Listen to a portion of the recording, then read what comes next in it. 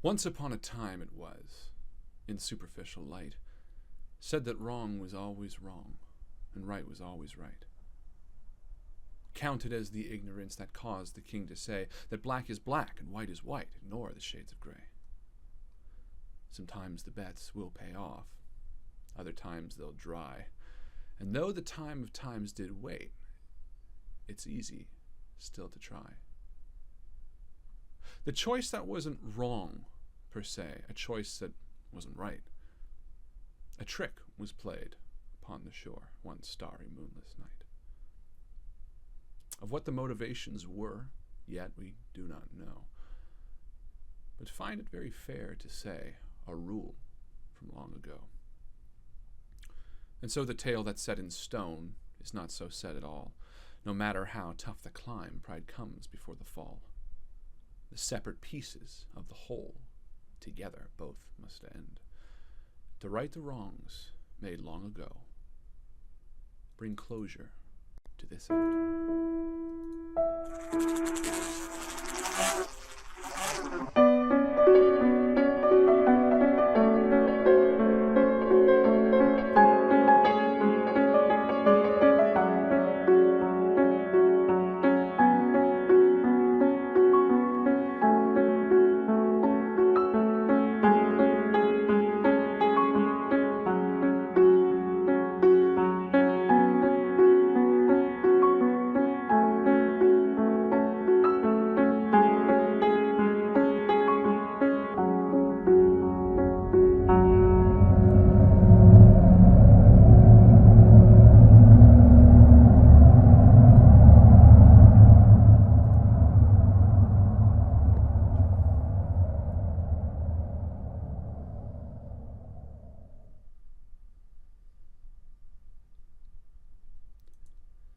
You stand in the pumpkin patch. The burnt remains of the ghostly spirit that inhabited the scarecrow lies before you on the floor, Tam. You look down at the burnt remains, kicking them with your feet lightly.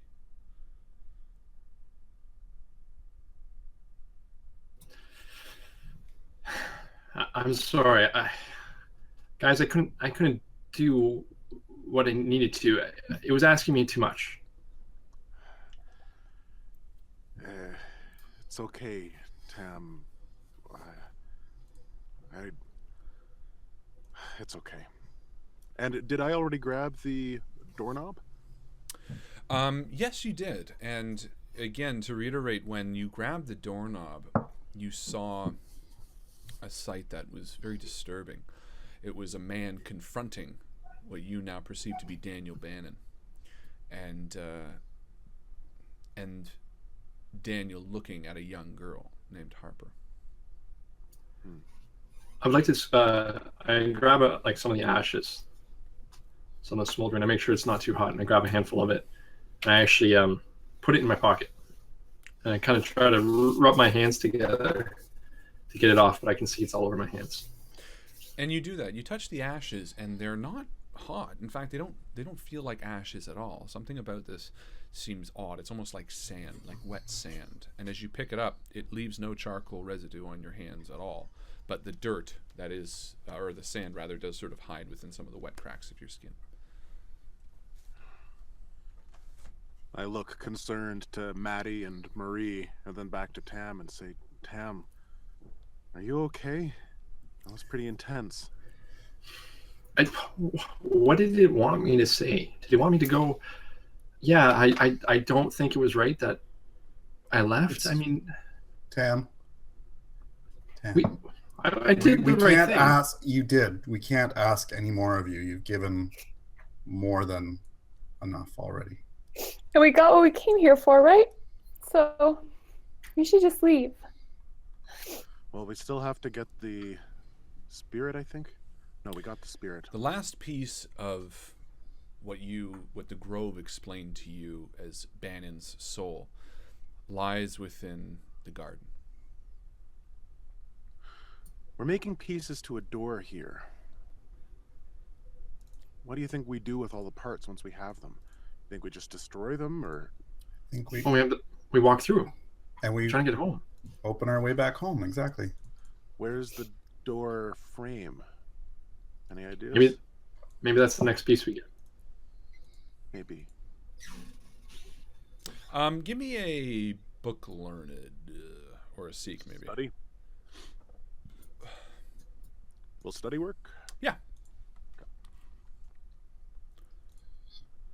Gotta open dice stream. Yeah, what the heck, man? Off my groove because it ain't Wednesday. Yes, it is. What are you talking about? This is what we do. Justin wakes up in the morning and opens the links he's going to use for each day. That's what I do. On Wednesday, he opens specific links. Monday's Facebook. That's not the right Oh, this is Tuesday. Saturday's link. Oh, Oh no! gotta Close. open all new tabs. Ooh. Oh, okay. So success at a grade 7. Okay. You remember seeing something in the home of Boogeyman Bannon, in the basement where the jar lay on a shelf. In the center of the room, there was a door without handles. It was just sitting on sort of an open frame. You could see on either side of it, but you were tired last week. So. I need to remember. That's right. Okay, well, we know what to do once we have the pieces, so we'll just need to beeline it back to BB's house. Everybody ready to get the next part? Yeah, we have to let's go get it. to the garden and cut a rose. Right. And now that we have the from the peddler, we have the cutters, so we should be fine. As you discuss, Spitz sort of pecks at the ashes of the spirit and flutters up towards your shoulder, Tam, and she sort of cocks her head to you and says, "Why did you do that?" Spitz, don't you ever do things you don't really understand why? I had to, and it was something about what he wanted from me I was not ready to give him. And she sort of just turns her head confused and flutters off and lands on Maddie's hat. Pooping as it does. That's good why I've luck, got the buddy. extra wide brim. Yeah, it's good luck to get shit on. Yeah. Especially by a soul bird. Or Black or demon a, bird. a friend. Just anybody. It's just good luck. To Still get shit still no, Harlan. Still no. Justin, or Chris, I'm trying to make it okay. Listen, it happened. Get over it, okay? Yeah, okay. So gotta you're do this again so we standing can in get the back pumpkin patch, illuminated by the starless sky. I mean, the star-filled sky. Okay, you guys. One last part. We get this, and we can go back home. Why do you think you're gonna go home? That's what's... Who said Spitz that? says? Who said that? No, that's just to reiterate. The grove that you spoke to told you that the creature that you seek, that now controls your world, that has brought it to ruin, left part of it behind. Doesn't necessarily mean that this is the way home. Just means that if you're to right a wrong that you did, to reiterate, because it's the last episode, in chapter 6, you destroyed the remains of a young girl named Harper Langdon after reading Luke's diary. This was what Luke was killed in the process of doing before he completed. And your feelings were that destroying the remains of Harper Langdon would destroy the spirit that hunted down the children. This was your thinking and Luke's thinking as well. But when you destroyed the bones, Sarah Cummings, her daughter, emailed you shortly thereafter, saying that destroying the bones would release whatever spirit was bound to it and allow it to essentially roam free, at which point Georgie was dragged into the Grimlands and the three of you followed afterwards. The spirit that you released by destroying Harper Langdon's corpse, now, you find out through the grove, runs free in your original realm, essentially bringing about the end of the world. It's now sort of your opportunity to perhaps seek out these pieces now that you have an advantage and understand a bit of its history and hopefully maybe righting a wrong. I wonder what connected it to Harper. And I tell them about the vision that I had with Daniel.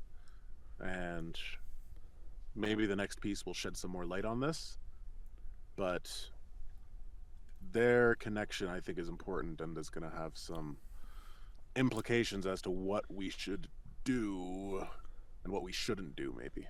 God, don't you guys remember a game from a year ago? This was like, guys, January 2017. You should remember this. It's only been a year. Jeez, has it been going that long? Yeah. Wow. Yeah, so I guess we're walking the garden. And as I do, I pull one of the threads out of my woolen hat. And I braid it with 2 other threads, because you need at least 3. And I make it like a little necklace, and I put it around Spitz. And say, here. Must be tough when you don't get to wear colors all the time. And Spitz sort of looks at you confused. What is this? Well, it's a necklace to say thank you. You've helped us, and we appreciate it. I know it's been scary.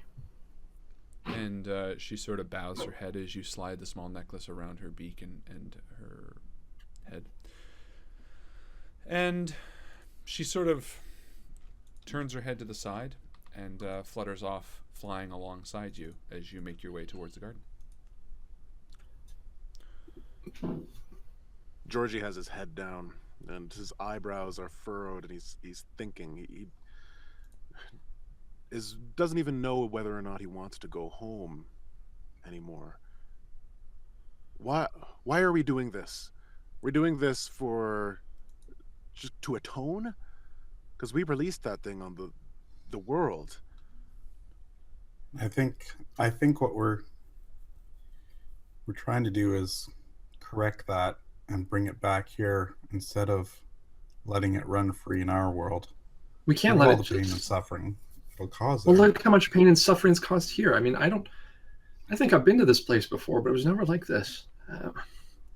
Like I said, you know those long days in math class, and you used to catch me looking out the window on, and the teacher would ask my name, and I would lie and pretend I knew what she was talking about. Well, I kind of came to a place like this, and it was wonderful.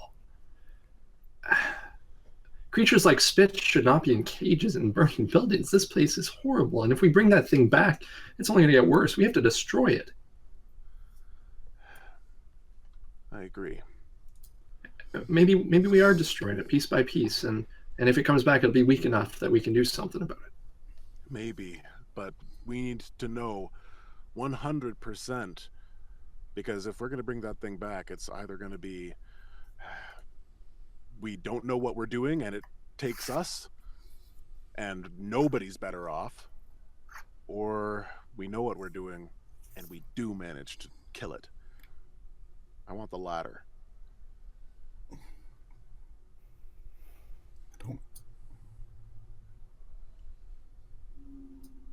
Maddie? And I stop in front of a patch of flowers and say, Maddie, are you on board with killing this thing? We gotta find out everything we can about it. And Maddie's got his hands, both hands on the satchel, and he's kind of kicking rolling over some of the rocks, small pebbles with his foot, and kind of making circles and patterns in the thing. And I'm really trying to figure out right now what the correct course of action is. But yeah, I see you're hesitant, Maddie. But well, you're the smart one, Georgie. I'm just gonna go what you think is best. Well, I just want to make sure we're all on the same page here, because for the past little while since we've been here, I haven't really known why I've been doing this, why we're collecting these pieces. Tam, you're saying it's because we want to kill it, and I think that that's the best course of action. Marie, you were looking for your sister. Well, I think I found part of her, maybe, at least. I don't know if I'll ever find her, though, really. I mean...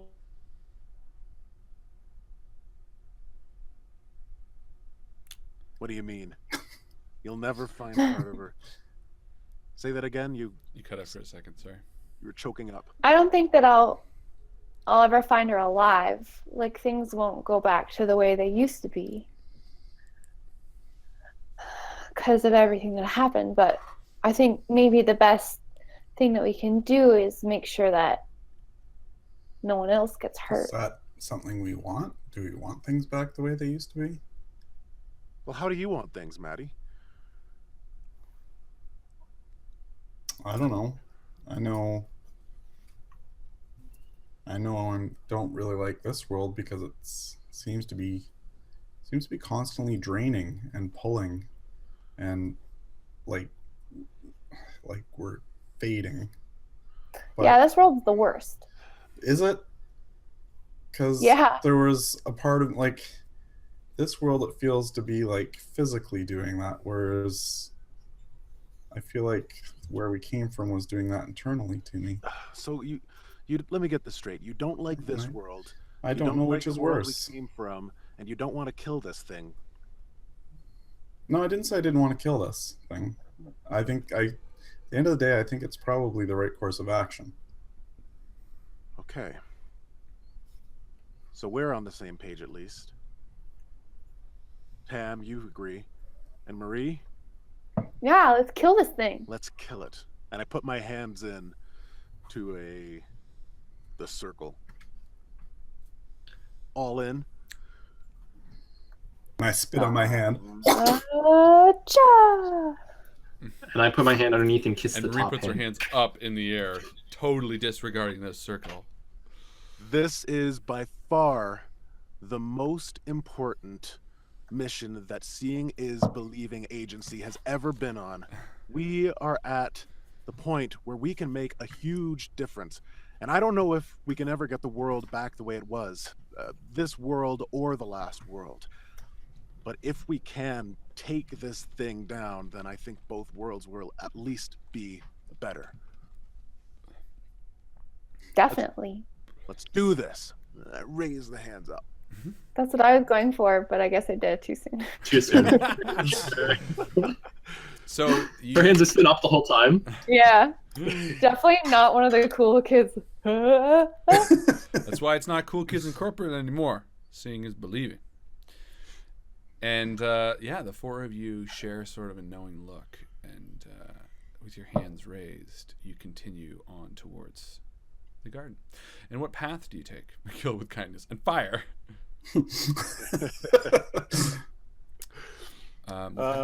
Where Oh, is look the map? We're coming from the And pumpkin patch. This I mean, we cord just is up there. go, Here's the closest path yeah, going north along the eastern road. through the roses. Yeah. Tiptoe through the tulips. All right. So we walk up the road and we get to that fork where all of the roses are, and there's that big sign that says, "Do not pluck." The roses, as it says. And And the roses are gorgeous. They're sitting in rows. They look more, I don't know. Something about them seems off, almost a bit, not in a sinister way, just as if they're, Surreal. yeah, almost like they're a painting. Well, I feel like they'd look also out of place in this gloomy world.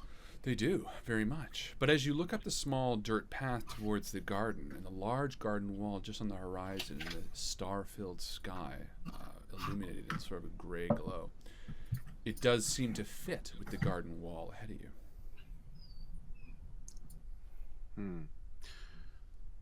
did the butcher say that we needed these roses for the garden, or did we use Yeah. them for something else? We do No, need. we need them for the garden. Okay. We need to bring a rose.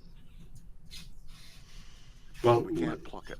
no, but that's why we No, got but we've got the rose the shears. shears. Yeah, we can snip one. Yeah, I guess technically that's different than plucking. Not it. Not it. Oh, dang it. I reached my hand out for the shears. And who's carrying all the items from the merchants? All in my Backpack Marie. satchel. Backpack Matt. Okay. Well, the ones that are still in my satchel. Yeah. Where are the others? I don't know, Marie. I got some in my backpack. Oh, she stole them. Whoops. All right. So you, you hand the rose cutters to Tam. And I walk up very solemnly, like I'm doing a ceremony, and I get really close to the roses. And I go to snip, so I just pause right before I close, and I want to do a quick search to see if there's anything I can see beyond Good any idea. magic. And I'm going to do a quick look to see if there's like a rock or something I can pick up and get ready to throw at something going towards Tam. So I have the advantage of observancy inside the GRIMM, so Perfect. I will roll. Oh, will I will. you? Oh, will you? I will. And what am I rolling? So you've succeeded at your observancy, which I assume would be a seek. Okay, seek level 4, but again, I have advantage. So I'm going to say 1 above. No, it's not how advantage works. Roll a second die.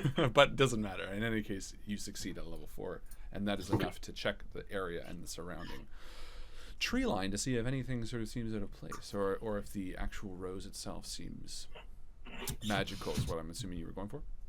Yeah. So yeah, something does seem interesting about the rose, but nothing that again strikes you as sinister, and nothing about it seems to be a trick based on the fact that you're using the shears. And as you cut it with the shears, it comes off into your hand. I say thank you to the roses. I'll make sure we take care of it. And I walk back, skipping. I've got a flower. Good job. Woohoo! Did it. Okay, and it doesn't look like we've disturbed anything. And I look around over the Large gloomy crack in the landscape. sky, and a tentacle reaches out. Oh shit! Was that there before? Not the Cthulhu tentacles. Oh, on the back of the side, it says, "Don't pluck flowers. Cthulhu will swamp." Oh, Wait, there was the fine thing, print. swamp pipe. This is what will happen if you pluck the flowers. Okay, so we've got the rose. Does anybody remember why we need the rose, though, for the garden? Like, are we giving it to someone, or do we just... I just think we need one. Like, it only happened a couple minutes ago. It's not like it was a week or something. Yeah, I know, but that interaction with my dad really got Threw my me mind in in. a jumble.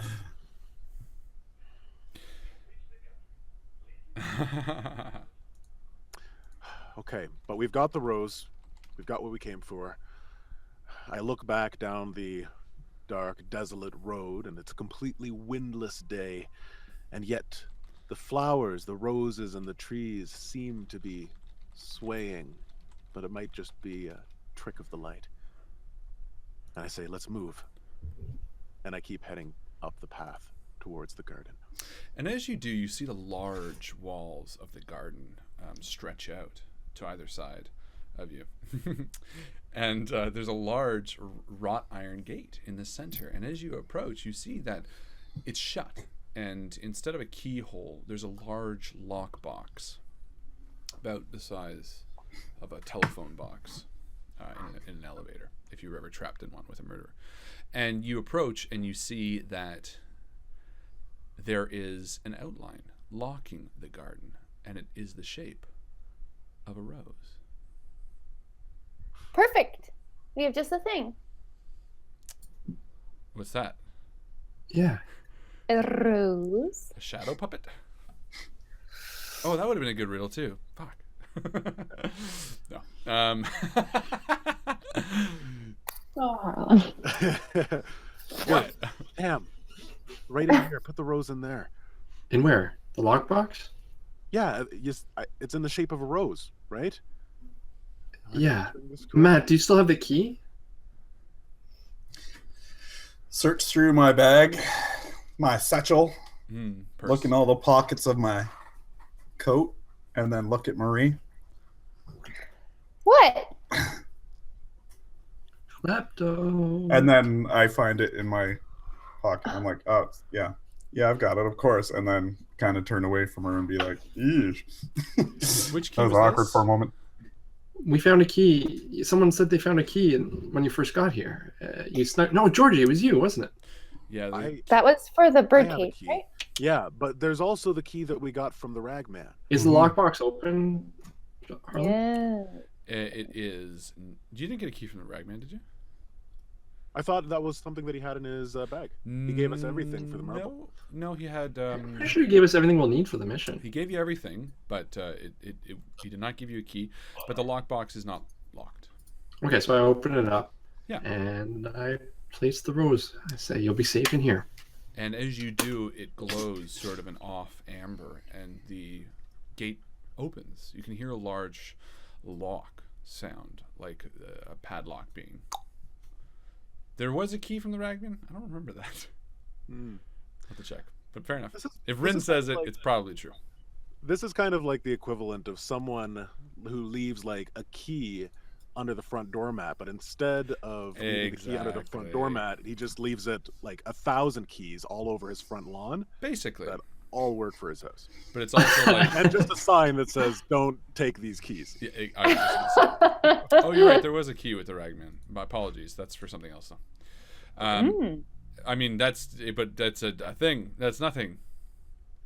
There's nothing behind the curtain. Pay no attention to the key. Yeah. Well, I doubt the toothbrush has a function too, so. Well, hey, don't knock the toothbrush. Doesn't even have bristles. Well, you don't. That's rude. The garden before you is bizarre. You see the large, what you can assume are green, but again in the gray light, it's tough to decipher the color.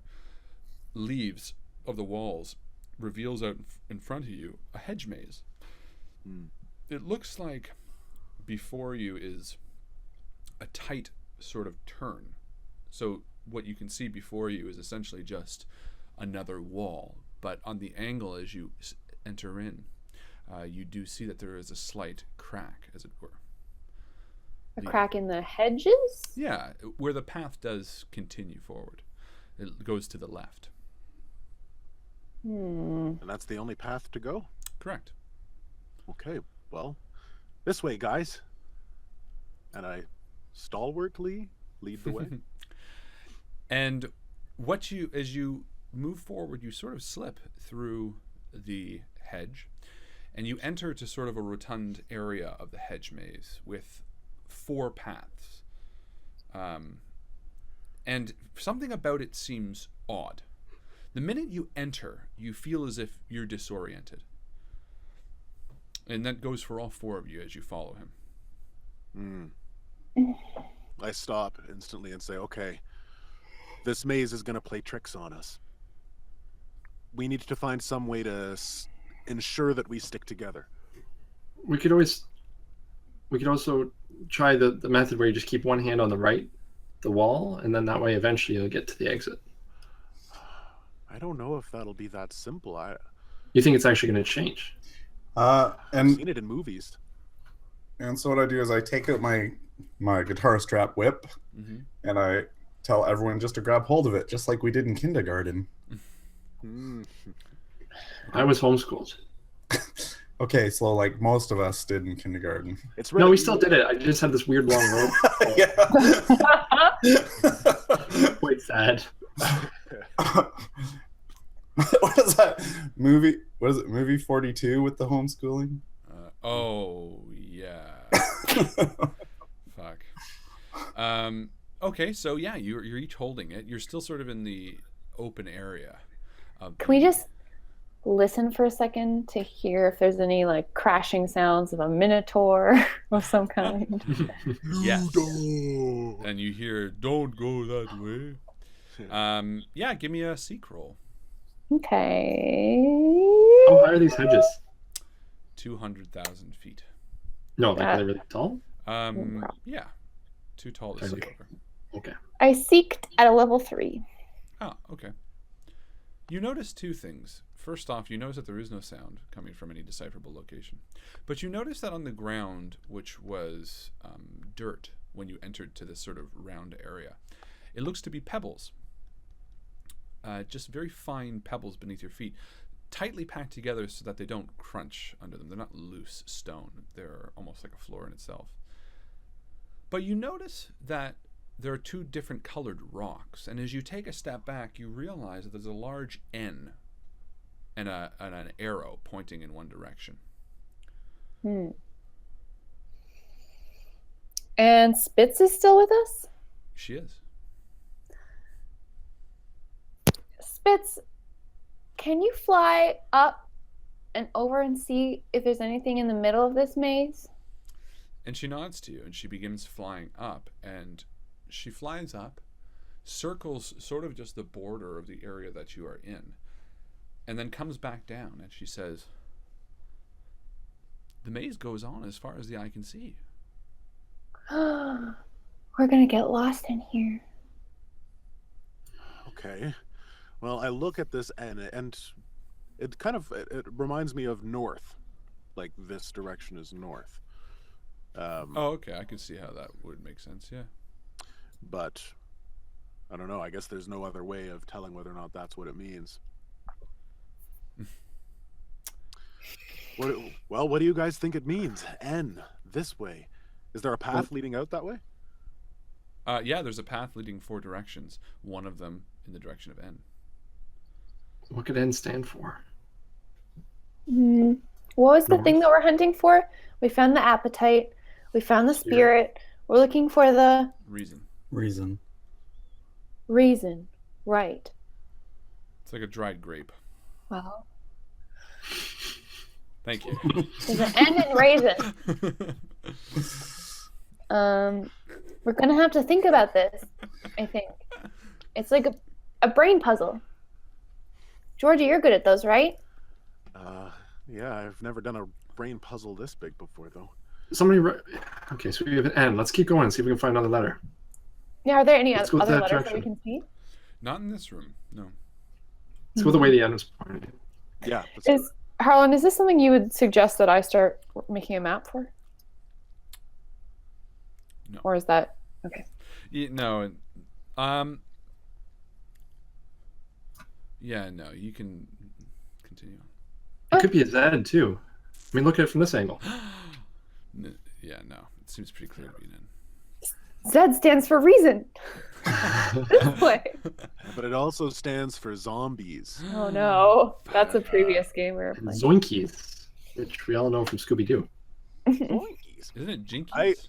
It's jinky. And zoinks. Zoinkies? Zoinks is one, yeah. Just zoinks. Zoinkies. It's just a fun portmanteau. The ordered intermingling. I agree, Tam. Let's go this way. And I tug on the guitar strap and begin. Yeah, we all follow. Okay. And you... I take a little bit of the sand and I actually let some out onto the end just to actually mark that we've seen this one. Perfect. Hmm. And I have markers. I have sand. Okay. Tough to decipher which is better. Hey, Marie, you also have a spray can, too. Yeah. Spray paint. But I have I sand. spray paint. Marie takes out her spray can and does a big arrow. Okay. And On you the guys ground are, where but we you're were going the direction of the arrow already, right? Just in case things Here's just change. another one. Or I'm something. just Bigger. there. Perfect. Okay. And signs it with your tag. Yeah, my 13-year-old girl's tag. MS. Crips. It's a big peace sign. Yeah. We're there for like 35 minutes, just watching her very carefully. Yeah. Are you It's one of those fancy? S's that you draw by doing like the 3 lines. yeah, the 3 this- lines Nice. connect and then do the top and the bottom. I gotcha. Perfect. Okay. So you do that as everyone waits. It's for Schultz. Yeah, that's I figured. You You moved forward through the maze, and you enter again. Each direction of this maze has a similar way that you entered this room. It sort of opens up either way, and it's a very tight hedge there. So you can't see in any direction. It only looks like hedge, but as you approach, you can slip around. And as you do, you enter into an almost identical area. The whole time I want to make sure I keep my hand on the wall, the one wall. You can, yes. Okay. But you touch the wall, and actually maybe drawing this would just give you a visual, so you can. Let's look for another letter while we're here, anyways. Well, you walk to the center to see where the letter would be, and you see the N pointing in the direction that you just went, as well as the spray painted MS that Marie just put down. Weird. Wait. Say that again? You're in the We're same back room. where we started. We just went in a loop or something, but we didn't go far enough to go into a loop. This is. Is anyone else feeling kind of off? Yeah, what does that off feel like? Are we dizzy? Are we nauseous? Are we... You feel turned around. Oh, I see. Okay. Like everything's all upside down. Sort of. You just feel like you entered through the gate and walked in a direction, but it feels like your direction's changed. Okay. Why would we do that? Because I want to know, if you go back the way that we just came from, will we see you come out of the other door that we're looking at? Yeah, but what if one of us gets lost? Well, you can hold onto the guitar strap. But if we split up, we won't be able to hold on to the guitar strap. How long is the guitar strap? I got Roughly one here. guitar Can- strength, strap length. Can 5 feet. Yeah, but Can we imagine it longer? Can And we it was a ima- long... Ooh. Can we imagine it so that it just keeps on stretching forever? Hey. I mean, yeah, of course. Tam, use your imagination to make this stretch for as long as possible. I don't want to waste my imagination. Right, I forgot that's a limited resource. But seriously though, if it goes on forever, it's not going to go in every direction. So what, you were going to split up in 2 directions? Spitz, if you fly up, are we any farther on in the maze, or are we exactly where we were before? And she sort of nods and flies up, and after a few moments she comes back down and says, "Doesn't look like you've moved at all." You know who probably knows this maze better than anyone? The hedges. And if we've learned anything in this place, I think we could probably ask for help, and maybe they'll help us. Are they even alive? Of course Did they're we do alive. 2 turns? 2 turns? Like, from where the letter was, and then you said we went through a passageway and we came back out to another room, which is essentially the room that we just came from. Correct. How many twists and turns in that passage were there? I will show you, just for ease. Please. Oh, fuck. This would have drew it wrong. This Nice. would have been a great article to have pre-planned. But we make shit up, even if that means not planning. That's a name for a song on the album. We What? make shit We make up. shit up, even if it means not. It has to have the subtitle. We make shit up, even if it means we don't have time for planning. That has a ring to it. Thank you. It's a Even punk if it- pop. Green Day would be proud. Are they punk pop? All right, who's going to have the Yeah, I'd Liberty say so. Spikes? Me. All right. So just to give you an idea, Also Justin. so there's Oh, a that's nice. flat hedge wall here, Uh-huh. so that when you go in a direction, so you entered from this direction, you saw this room, you spray painted the floor, yip, yip, yip, yip, and you headed up this way. And as you walked around the hedge, you essentially entered the same room. Okay, And Spitz describes that as everything she sees. I have a cool idea. We have 2 mirrors now. Marie has one, and we got one from the Ragman. We can use those 2 mirrors to look around the corner and never lose sight of the other person as they enter the new room. Okay. I see what you mean. So we won't get lost because we're never losing each other's sight. We're And never only leaving gonna each be other's one- sight. We'll only ever be one room away from each other? Yes, I just want to see. I'm doing an experiment, Georgie. I want to see if when someone moves into the next room, are they just going to come back into the same room as us, or is it actually a new room? Okay. Or do we just have to go a different way? Because if that's an N pointing north and we went north, then we came back here. But if we go... Yeah. Well, if we're doing a real experiment, we have to repeat what we just did Yeah, because we our have to reasoning- compare one thing versus the other thing. Mm-hmm. This is the only way to get more understanding of what is actually going on. We have to test our hypothesis. Or we All could right. just go back the way we came. No, because we have to go farther in. Let's try it, Marie. It'll only take a few seconds. And It's not the way it works for Winnie the Pooh.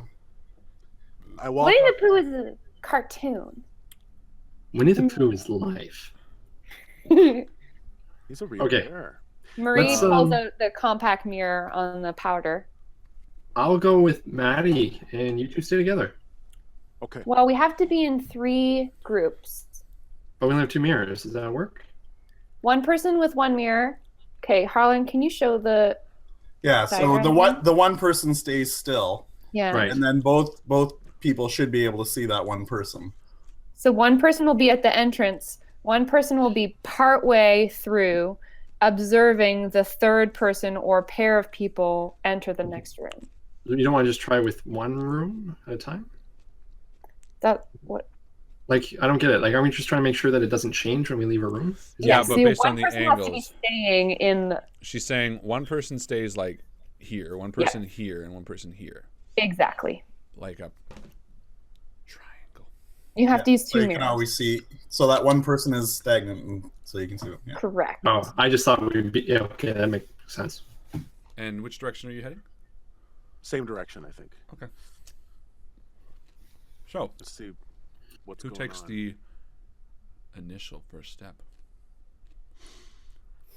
I look at Maddie, who's The wearing dreaded his first step. Indiana Jones hat. Yeah, I'll do it. Whip. I'll take that first step. Okay. So I grab a mirror and go into the. I stay by the door. Marie, do you go into the middle section, like the pivotal point? Yeah. And I guess Tam, what do you do? Well, I might as well just... I'll go with Maddie. Good idea. So we spend a minute or 2 fritzing around with the cameras so that we can get an adequate view. And What Maddie, happened? You enter into the room, sort of looking at the mirror, and you look into the center to see Tam standing to the north. Is that a good thing? Because wasn't Tam with me? No, Tam was. I thought you said Tam was. Tam came with me. Oh, my apologies. Then you see Georgie. Yeah. So we see Georgie. You're in the same room, Right. like Scooby Doo. You're looping scenes. Yep. So I come back and tell them it's a bust. It's not all going to You work. just We keep got to going go forward like a until it's totally. a bust. I pick up a stone and I throw it north. Does it hit me in the back of the head? It'd be a tough angle, but theoretically, sure. What if you throw it over the maze? Does it Um, come from behind Come you? over the edge. Yeah. I try that. No, you just throw it up and it doesn't come back. Okay. Boomerang's not working at all. All right. Hideous boomerang. Well, why don't we try Maddie's idea next? Let's just go another direction and see what happens. Okay, Let's do it. Okay. all together. So Let's try west. Yeah, west. Yes. So it's Marie spray back from where paints we the came. number. Same plan, but west. Okay, Right. so She spray paints the number 2 before we go because this is our second choice. Ooh, good call. so you do the same mirror thing? Yep. No, we're all going together, I think. Or are you on just all the- going together? Yeah. Yeah, let's all go. Why are we all going? What was if we're running the same problem? Okay, mirror time. Let's try mirror time one more time. Sure. And again, same setup? Yeah, Yep. I like the mirror idea. I think it's what we do to keep going. We're just going everywhere. clockwise. Uh, Well, Maybe counterclockwise if we're going counterclockwise, yeah. west.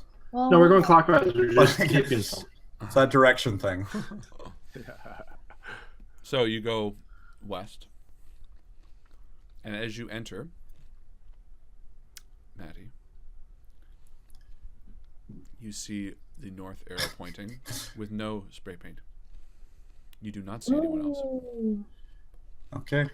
So I report what I saw, and it really bothered me that you paused on the when you enter, Maddie, because I don't want anyone entering. So When you enter, comma, Maddie. I will tell them what I see, and it looks like a new way. I think this is what we need to do. But I think we should do this mirror little trick on the other doors as well. Which way is the arrow pointing this time? Same direction, or? There isn't one. There is one, yeah. It there is says one. N. There's no arrow. Oh, there's sorry, no I meant the spray paint one. Sorry. No, there's no spray paint. Yeah, It's still gotcha. an N. Yeah, But it's pointing in a different direction. Yeah, what direction is it? So this is the new N, Yeah. unless it's the same old N. And then, So say that if we're looking at the first room from a bird's eye view and the N was at, say, 12 o'clock position. Yeah. In this second room through the western door, where is the N? You gonna draw it for us? He's gonna draw it for us. Thanks, Harlan. No problem. Just for argument's sake, it's like that. Oh, that's not west. Yeah, that's why I was thinking that's to Well, I the... tried to do it for the mirror. I didn't know how it would look. Point is, that's just pretend that's the west way. So it's at the 9 o'clock position? Correct. Okay. It's at the 9 o'clock position. Okay, so basically entering this room, the Arrow N is pointing to the straight ahead. farthest. away. Yeah, going Yep. straight away. So why don't we just try going west, quote unquote, based on where the arrow is pointing? Just keep on going where if the arrow is pointing 12 o'clock every time, why don't There's we no just go 9 arrow o'clock in every this time? room. There's no arrow. There's an N. There's no N with an arrow? The N doesn't have an arrow? I thought it did. no, it doesn't have an arrow. No, the N It's has just an arrow which this time. direction. It does? There's Which Was the same direction? N? Pointing The away. N is it? Yeah, it would look the same. It just doesn't have the. Well, when you enter It just the doesn't first have the time, spray paint. just for argument's sake, when you enter the first time, the N would be pointing to what you perceive as the west. When you enter this time, the N is pointing to what you perceive to be the north. I think before we go too far, we try this little mirror trick on each of the other two exits as well. Okay. I mean, So we go back? hypothetically, no, not hypothetically. Fuck. Anyway, we'll probably see ends facing different directions. Yeah. But maybe we won't. I just don't want to assume it. Okay. Do we have a compass? You do not. I want to do a study roll though on the room, Sure. nodding along to Maddie's suggestion. I just look around to see if it looks different in any way and see if anything comes to me. In Maddie's room? Oh no, when Maddie is making that suggestion. When Maddie's making that suggestion, I am just looking around Okay. and I'm nodding along Give me a to study what roll. he's saying. All right, so 9, grade 9 level success. Okay. Something about the way this maze, I guess, is set up feels like it's directionless almost. Directionless. We just went in a direction. That's all. I'm But it's gonna say. like there's like no like north, south, east, west sort of. Well, you do know where the north arrow points. But north points in a different direction every time. Correct. Okay. Well, I sit down and I kind of play with the rocks a little bit with my eyes furrowed as I see that other people are thinking as well. Sure. And I look up into the sky and I see purplish indigo clouds roiling over. You feel like you have in possession the solution to this problem, I will say, before I use the restroom. So, Marie goes back through her bag, looking at all the things that we got from the ragman. We have a flashlight, this mirror, a key, the rose cutters that we already used, a harp, the toothbrush, and a plastic comb. We can make a compass. How? What if we just use the rose cutters to cut a hole through the hedge? I was thinking that actually. Why not? I don't know. This seems like a magical place, and I don't know if it'll allow us to do that. It might even punish us for cheating. They were all the same, right? But different angled ends. What's this? What? They were like. Did we do each of the rooms? No, Like, we didn't. Oh, No. okay. We're waiting. Because I think if they're all the same, like the different angles, then we look at the one we came in and we go to the one to the right because we're looking for the reason. So we want to go to the right reason. Well, I feel fairly confident, Maddie, that we have something in our possession that will help us. I mean, we got all of the tools from the ragman that we would need. What do we have? You said that we have a toothbrush, like a broken toothbrush? Correct. We have a flashlight, a mirror, a key, rose cutters, a harp, a broken toothbrush, and a plastic comb. Oh, instead of doing the three people thing, we could always just use the flashlight and point that in the direction, like through the mirrors. Right? And then we don't have to separate.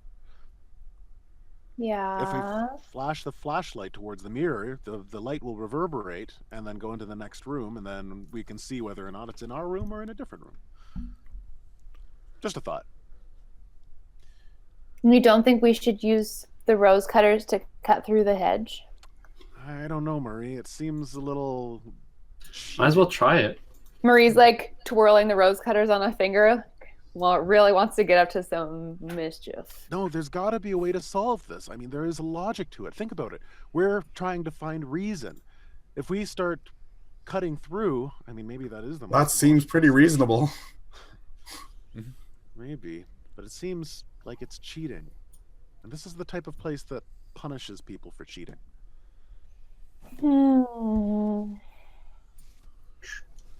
You mentioned making a compass, Tam? We need a magnet for that, don't we? No, if we had something wool, and I look at my hat, we can magnetize a pin or something just by rubbing with static electricity. I think it's satin, isn't it? Or wool, anything that would magnetize it. Would it? Cotton will work too. Static. Key. Does anyone have a pin? I don't think so. No. No pin. No pins. Okay. Well, I Really? don't even like it, but Really? maybe the... No pins? Yeah, you got a pin. I mean, I just thought maybe Marie's got one because she's still got her sling that she just keeps in her backpack. yeah. And then you'd have the sling attached to itself with safety I will tell pins. you this: you could make a compass, but every time you check it, it's only going to confirm what's painted on the floor. Yeah. We have... Why don't we just keep trying and go north? I mean, we haven't even tried it that much. Like, why don't we just keep following the direction north? Okay. North For a was while. what put us in the back in the... Brought us back to this brought room. us back. Here's But what I have. we've drawn seen two so different far. ends, yes? Yeah. So why don't we just keep following the ends? They look identical, though. Because the end that we followed the first time brought us back. It was a loop. Oh, Is that okay. clear? But that's... I like that idea. If Yeah, we that's keep on correct. following, it's west that we would be going every time by that logic. This is where we started. End brings us back, but west brought us to the right room. But the arrow was pointing west. So in the next room, the arrow is pointing north, if that makes any sense. But the end's still the same direction. Yeah, I'm just saying west based on where the N is. Like if we walked into this room, imagine that the polarity changed and north is now in a different direction. By this new direction, west will be... The arrow's pointing east in the new room if the new N is north. While they're discussing this, I'm taking off my hat and rubbing it in the dirt and trying to get the bird shit off. And it does not come off. It's stone. I was kidding. Yeah, you get the bird shit off, Maddie, and you're frustrated Okay. as you walk around. No, I just meant like they're talking, they're working things out. I'm just Let's follow the arrows. Let's try it for a bit. Sure. Okay. So in the second room, The N that's at 9 o'clock has an arrow pointing to 12 o'clock, so we head to 12 o'clock, right? Sure. Sure. And that leads us into a new room. Correct. Where the N is at which o'clock? You're actually when you head that way, you see the spray painted 2, and you see the spray painted mark. Oh that you man! get in the first place. So we're back in the first room again. Bingo, bango. Okay. The map has a compass on it, the one that Harlan drew. Who? Oh, the narrator. one that we got from the butcher. Who? The one that we got from the butcher. No narrator. So the compass there, north, south, east, west. I don't know if that helps us at all. I mean, most maps ought to, but are we going towards the unknown area? No, it's in the garden. We're going to the center of the garden. Not the center necessarily. Maybe we're trying to go east. No matter what direction we go, we should just try to go east as often as possible, because that'll just take us in a straight line. And as I say that, I pull on the guitar strap and go to the east of where the N is. The first N? The first N, yeah. And you see everyone standing over the N. You enter the same room. Into the same room. And then I go to You're the west. muted! Who's muted? You're Me? still muted. Sorry, I figured it out. Oh. In the lake. What's this? That's written. The garden. WENSEES. Those are all cardinal directions. Where's that? West, Yeah, east, you're right. north, south, east, east, south. Oh, okay. Yeah, you're right. That's it. And west was the right direction the first time. Woohoo! And you notice that the marking on the map is written in a different crayon. The same crayon that's written in the directions on the map as well. Everything else seems to be printed in fine printing, but not these pieces. Okay, I think you might have got it, Marie. Thanks. And we do it. We follow those directions. So as you move west based on where north is in this room, and then you enter east based on where north is in this room, you do feel like you are in a new area, and you continue this trend. As you move past the last section, you enter into the center of the maze, and on it lies, or in the center of it, I should say, lies a pedestal. And on the pedestal, you see a shining object. I'm going to study it. I'm going to observe it. Take a look around. We might not be alone. Okay. And give me a study. Success at a grade 9 for study. Yeah, you can study the fuck out of it. It looks to be a brass knob.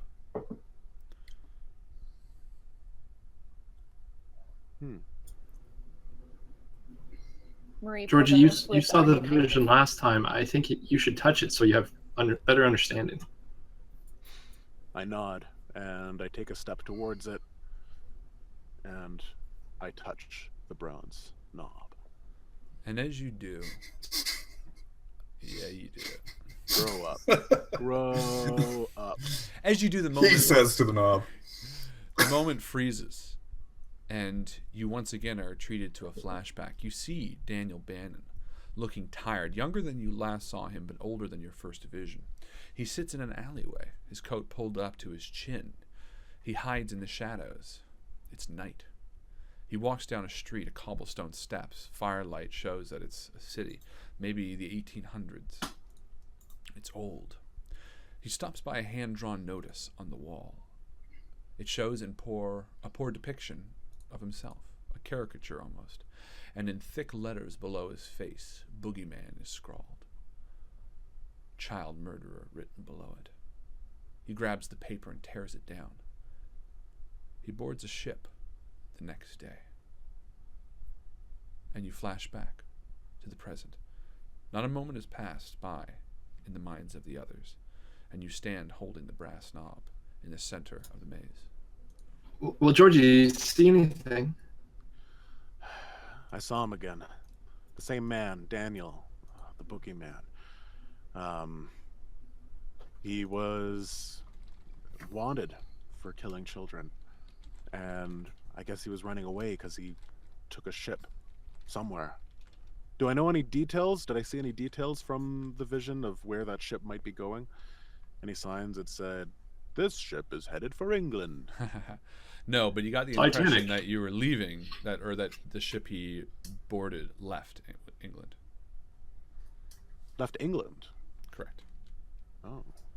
Because you're not in England, right?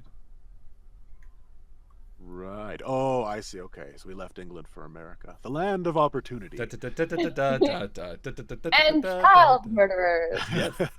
You can be anything you want to be. And Daniel Bannon was. Okay. I say. We got all the pieces. What do we do now?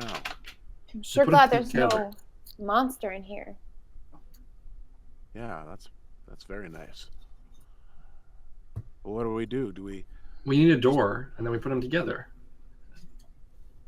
Is it simple as that? It seems pretty complex. We had to get a lot of. This is pretty challenging to get these Yeah, pieces. No, but I mean, what happens when we put it on the door? Does the boogeyman come back and he's just stuck out of the world, but then he's stuck here with us? Well, Lock him in the room? Hey, wait a minute. And I say to Marie, do you still have that key? Yeah? Here, pass it to me. And I take out the... Oh, is there like a lock to this door, though? Yes, one of the brass knobs does have a keyhole. Cool. Okay, so we've got two keys. I got the key from the mound, and we got the key from the ragman. Correct. And I just want to try them on this lock. The key from the mound is too small and too dark to fit this lock. This key is too dark. Well, it's a black key. The lock is it's It ain't gonna brass. work. It's a bronze. Oh, I see. Yeah, it's You know, guys, come on. Couldn't possibly work. Couldn't possibly. What the fuck? You can't have a This- dark-looking this is key a and a Hello Kitty brass-looking. cut key, so it's Yeah. not going to work with a Hello Kitty door. Too rude. Hello Kitty door. It's like a cat door. That, but the other key is almost a perfect match. Almost? Yeah, that's It's almost a perfect match. I try it. I jiggle it a little. It doesn't seem like it looks like it fits, but for some reason it doesn't seem like it's going in. Does it need me to file it down? Because Maybe it just needs to be assembled. Maybe the key isn't necessarily just the physical act of putting the key into it. There's some sort of magical barrier preventing me from doing it. It's not fully Perhaps, right yet. perhaps it just needs WD-40. And I relax, letting a breath audibly escape my mouth. And I say, okay, that makes me feel better, because if we do lure him back here, we got to be able to lock him away. Maybe this is the answer. So we've got the door and we've got the bolt and the part that the key goes in. So they're all separate right now, correct? Correct. Yeah. So is it possible to, say, using some hairpins, realign the lock so that the key fits, like you're rekeying it? Possibly. You'd have to be pretty good at juvie. Marie looks around. I could try. But don't we run the risk of actually breaking the lock? I mean, what's No. the chance of succeeding? No? No. Well, if you guys think that's the answer, I don't know. I get the sense that it's not a physical problem. I get the sense that there's something, I guess, magical about this. That's why it's not going in. Georgie, are you avoiding opening the door? Are you afraid of opening the door? The door that we saw in BB's place? Yeah. Yeah, I'm afraid of opening it. But we might have to. I'm thinking that that's the only solution right now. I'm thinking so too, and we might as well head there. Do we all think that the door is back at the boogeyman's? Well, it's where he lived before he left this place, so I imagine that's the place he'll be brought back. And It it's seems missing like there's a all- different beast in a different area of this land, and that's his area. That's where he stays. Does that mean we're going to have to talk to Mercury again? I hope not. Okay, well, let's go. You head down the dirt road towards Boogie. On the way out, Mountain. I just want to take the flower out of the box, though. And I want to put it back in the rose garden and try to heal it. Fuck. Insta death. I knew it. Promise you, Rose Garden. No, you go to try to open the box to get the rose, but it looks like the rose has almost been absorbed. I'm sorry. It's Me dead. too. You killed it. It's all your fault. No! Everything is your fault. Don't cry. You're gonna bring back the. And the right man shows up. I put every tear Push him back. back in. Push him back in. Give him more marble. And he plays a jazz song. I'm the right man. I put a He spell sounds just on like you. Tom Waits. He basically is. Because you're mine. Oh, we should've sang Tom Waits. And you walk down the dirt road with the field to your right and the tree line to your left. Spits fluttering along, anxiously circling overhead. She lands on your shoulders less frequently now. Something in the air seems to have startled her a little bit. She still seems inquisitive, and she asks questions oddly, as she's done the entire time. But as you continue on towards, past the workshop, towards the bridge, you get the sense that something powerful lies within these three pieces that you now hold. And you do see Mercury standing at the edge of the bridge.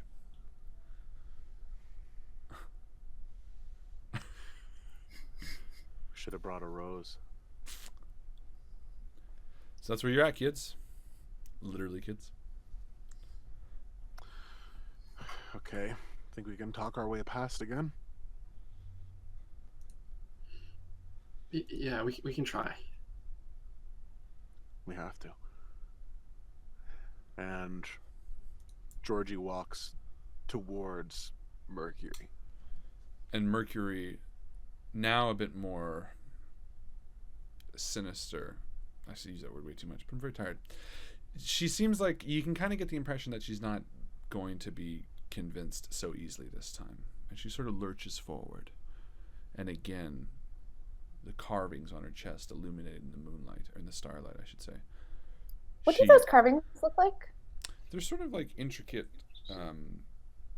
almost tribal circles, long lines, but they look like they're carved with like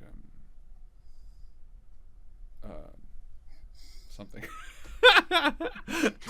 They're just tribal tattoos, basically, but they're carved. Carved. I'm kind of reminded of the fawn from Yeah, Pan's Labyrinth. yeah, a bit like that. Mm. Yeah, actually, a bit like that. Yeah. Okay. So I say good evening, Mercury. You look beautiful as ever. And she leans over to you, unmoving between you and the bridge. She says nothing. Have you been here all day? Her eyes, the large black eyes, turn to more like slits as she eyes you up and down. Marie kind of peeps out from behind BB, fuck, from behind Georgie. Wrong, BB. Wrong BB. Hi, Miss Mercury. I brought you a present today. I haven't seen you in a few hours. Time passes here in a weird way. Um, And I nudge her. right. Yep. So I have this here. She pulls out her compact mirror again, and shows it and kind of spins it in her hand. It's like a silver kind of clamshell shaped, like pressed plastic. And it opens up. It's got like a cheap kind of face powder with a little cotton puff on top, and then like a mirror on the inside. This is something that's really important to me. And I thought that you should have it because I think that you could be really important to me, maybe. I just think that you're really cool, and the person who I took this from is really cool. And also, you can use it to look at yourself because you're really nice looking. So, and as she draws a hand up that sat by her side, you notice for the first time the size of the claws on each of her fingers. And you get the impression that the deep grooves carved into her skin maybe were self-inflicted, a way that she made herself feel more beautiful. The hand reaches towards you slowly. The thick, dark claws wrap around the compact mirror, and she brings it to her face, enamored with her own reflection as she brings it up towards the starlight, and looks at herself. And she looks completely... Yeah, we walk by. Roll a sneak. I mean a hide. Everyone? Correct. Everybody. Okay. If you're trying I get to by. roll ×2. Yes, you do, but only you. And I'm going to use the jock. I'm going to use my jock to get a +1 on it. Okay. Grade 5. Okay. Everybody else? Grade 2. Oh! Good. Is that like a natural one? Because that would be a 2 because of +1. No, one brings you down. Okay. So but I keep going though, right? Correct. Okay. Uh-huh. Oh my god. Oh wow. There you go. So what you succeed at? That would be a 2, and it's a scamper, I guess, or a hide. It's a 2. I've got a 3. Grade 3. But yeah. Okay, then that's fine. What did you get, Georgie and Tim? Got a 2. I got success at a grade 5. Okay. Whew. So you all succeed. Tam, you succeed at a grade 2? Yep. You are the last to cross, and as you do, you sort of trip a little bit and make that sound. My tripping noise. And it's unfortunate. For a moment, you see Mercury's head twitch in the starlight, but she continues looking at her reflection. And the four of you make it across the road to the other side, heading toward the Bannon site. And we're going to stop there for the mid-game post. That's right. It's 4:30. We just like an hour and a half in the game, right? Woohoo! Ladies and gentlemen, welcome to GRIMM Chapter 10, the ending of ultimate episode. Yeah, the ultimate episode. I was thinking about this, and because I was thinking about how impressive of a story you've woven, because it starts and all connects from Call of Cthulhu, one of our first games ever, and goes into so many other worlds and stuff too. So mastermind. Good job on you. Well, thank you, buddy. That's very sweet of you to say. I was thinking about that the other day because it's literally taken years to get to this point. Yeah, man. Yeah, man. You don't even know half of it yet. No, but thank you. That's very sweet of you. That's right. This is GRIMM Chapter 10, The Oak and the Ash. Thank you for being with us today. Today is our 24-hour live stream for Extra Life. This is it, guys. This is what everything has been working towards. I have been up since midnight. Technically, probably up since 7 yesterday, except for one nap. fucking exciting. And it doesn't feel like it feels like I woke up, but we were streaming Inside this morning with Justin. Afterwards, I streamed some Doom, and then Alex came over, and then Joe and I were streaming some Stardew, and then we were streaming some Left 4 Dead, and it's been a fucking really good day, and it's not over, because after this we got the Hot Ones challenge video in its roughest cut form, so I apologize. I just didn't have the time, but Rough diamonds still have good quality. that's what I'm saying. It's just like the actual hot sauces aren't in, they're in order, but they're just like black. I didn't put the footage in to say this is the hot sauce.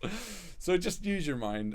But it's still like 45 fucking minutes. So it's still a really long video. And then we have a half hour Aisha another video. So By the way, those videos that Aisha has made. Oh my god. That's why Can I Aisha just- won MVP, ladies and gentlemen.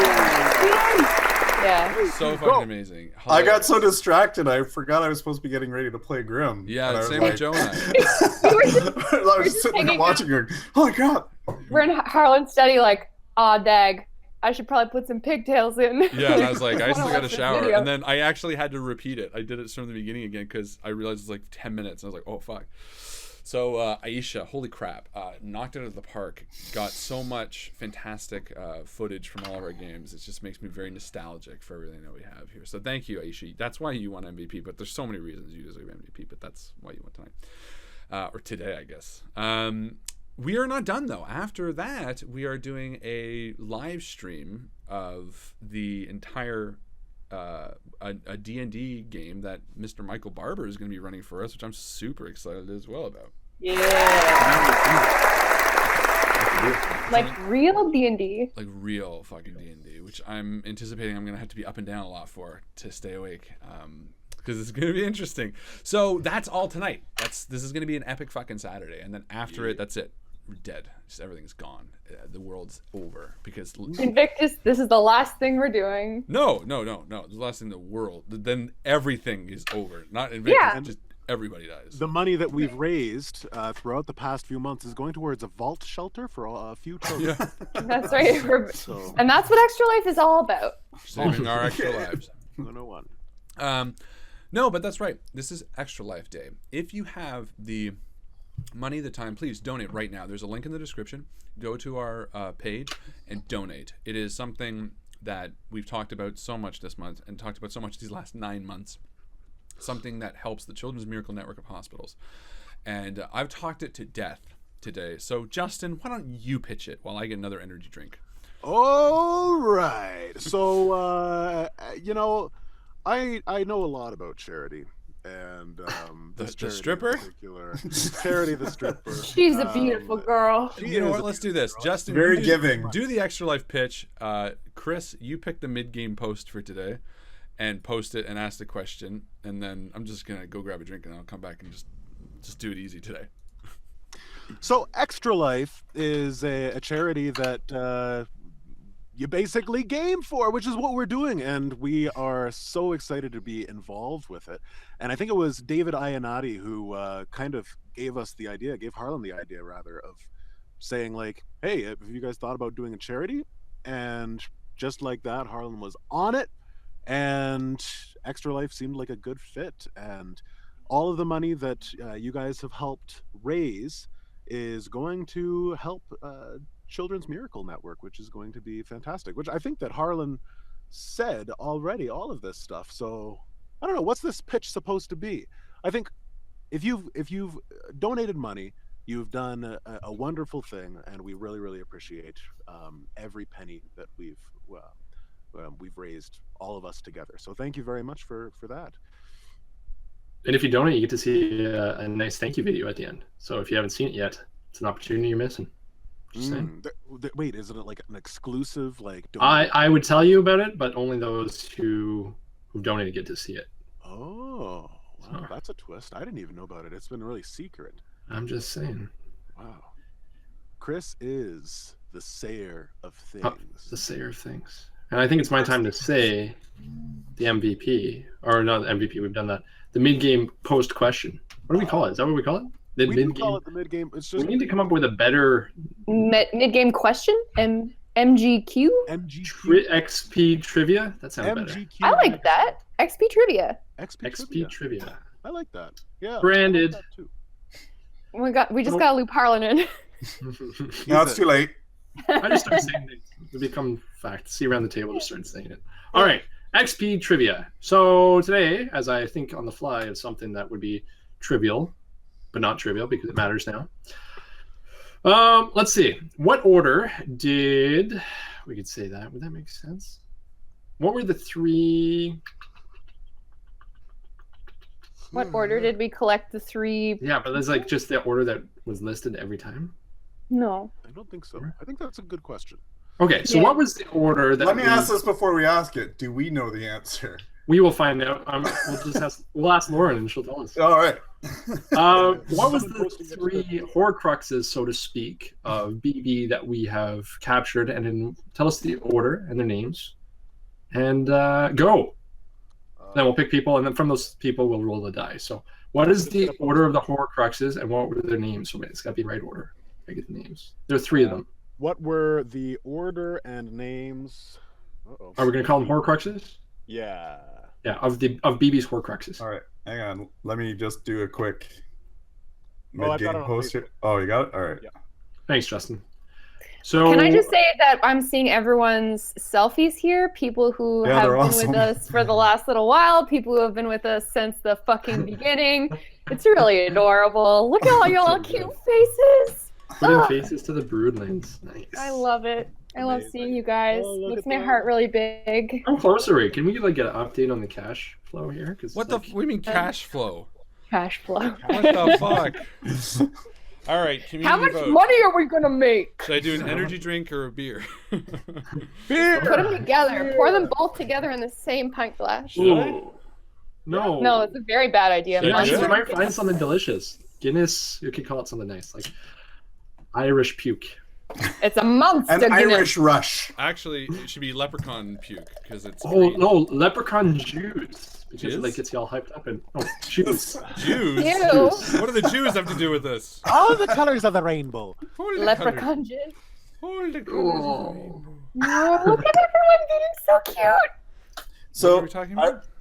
Just everyone's posting selfies on the Discord, and it's making my heart swell. Oh, good. I once thought that if ever I was going to commit suicide, I'd do it through like Oh my vlogging. god. Wow. I'll that do it. got- No, I'll just tell you. I was going to do it through vlogging, and I think I'll do it by like every week adding one energy drink to the day, Oh and my so god. that like Is that a by the cry end, for help? I'm just like, Yeah, what is this? Or is this You need legit? to go 30 Oh my energy drinks. Jesus And I fuck. figured you'd be like really excited about going. Look at No. Zia wrapped God. No. Look at Zia We wrapped love in you, like Mike. a Don't blanket. do it. Oh, see Don't ya. do it. She's like Hi, babe. consumed.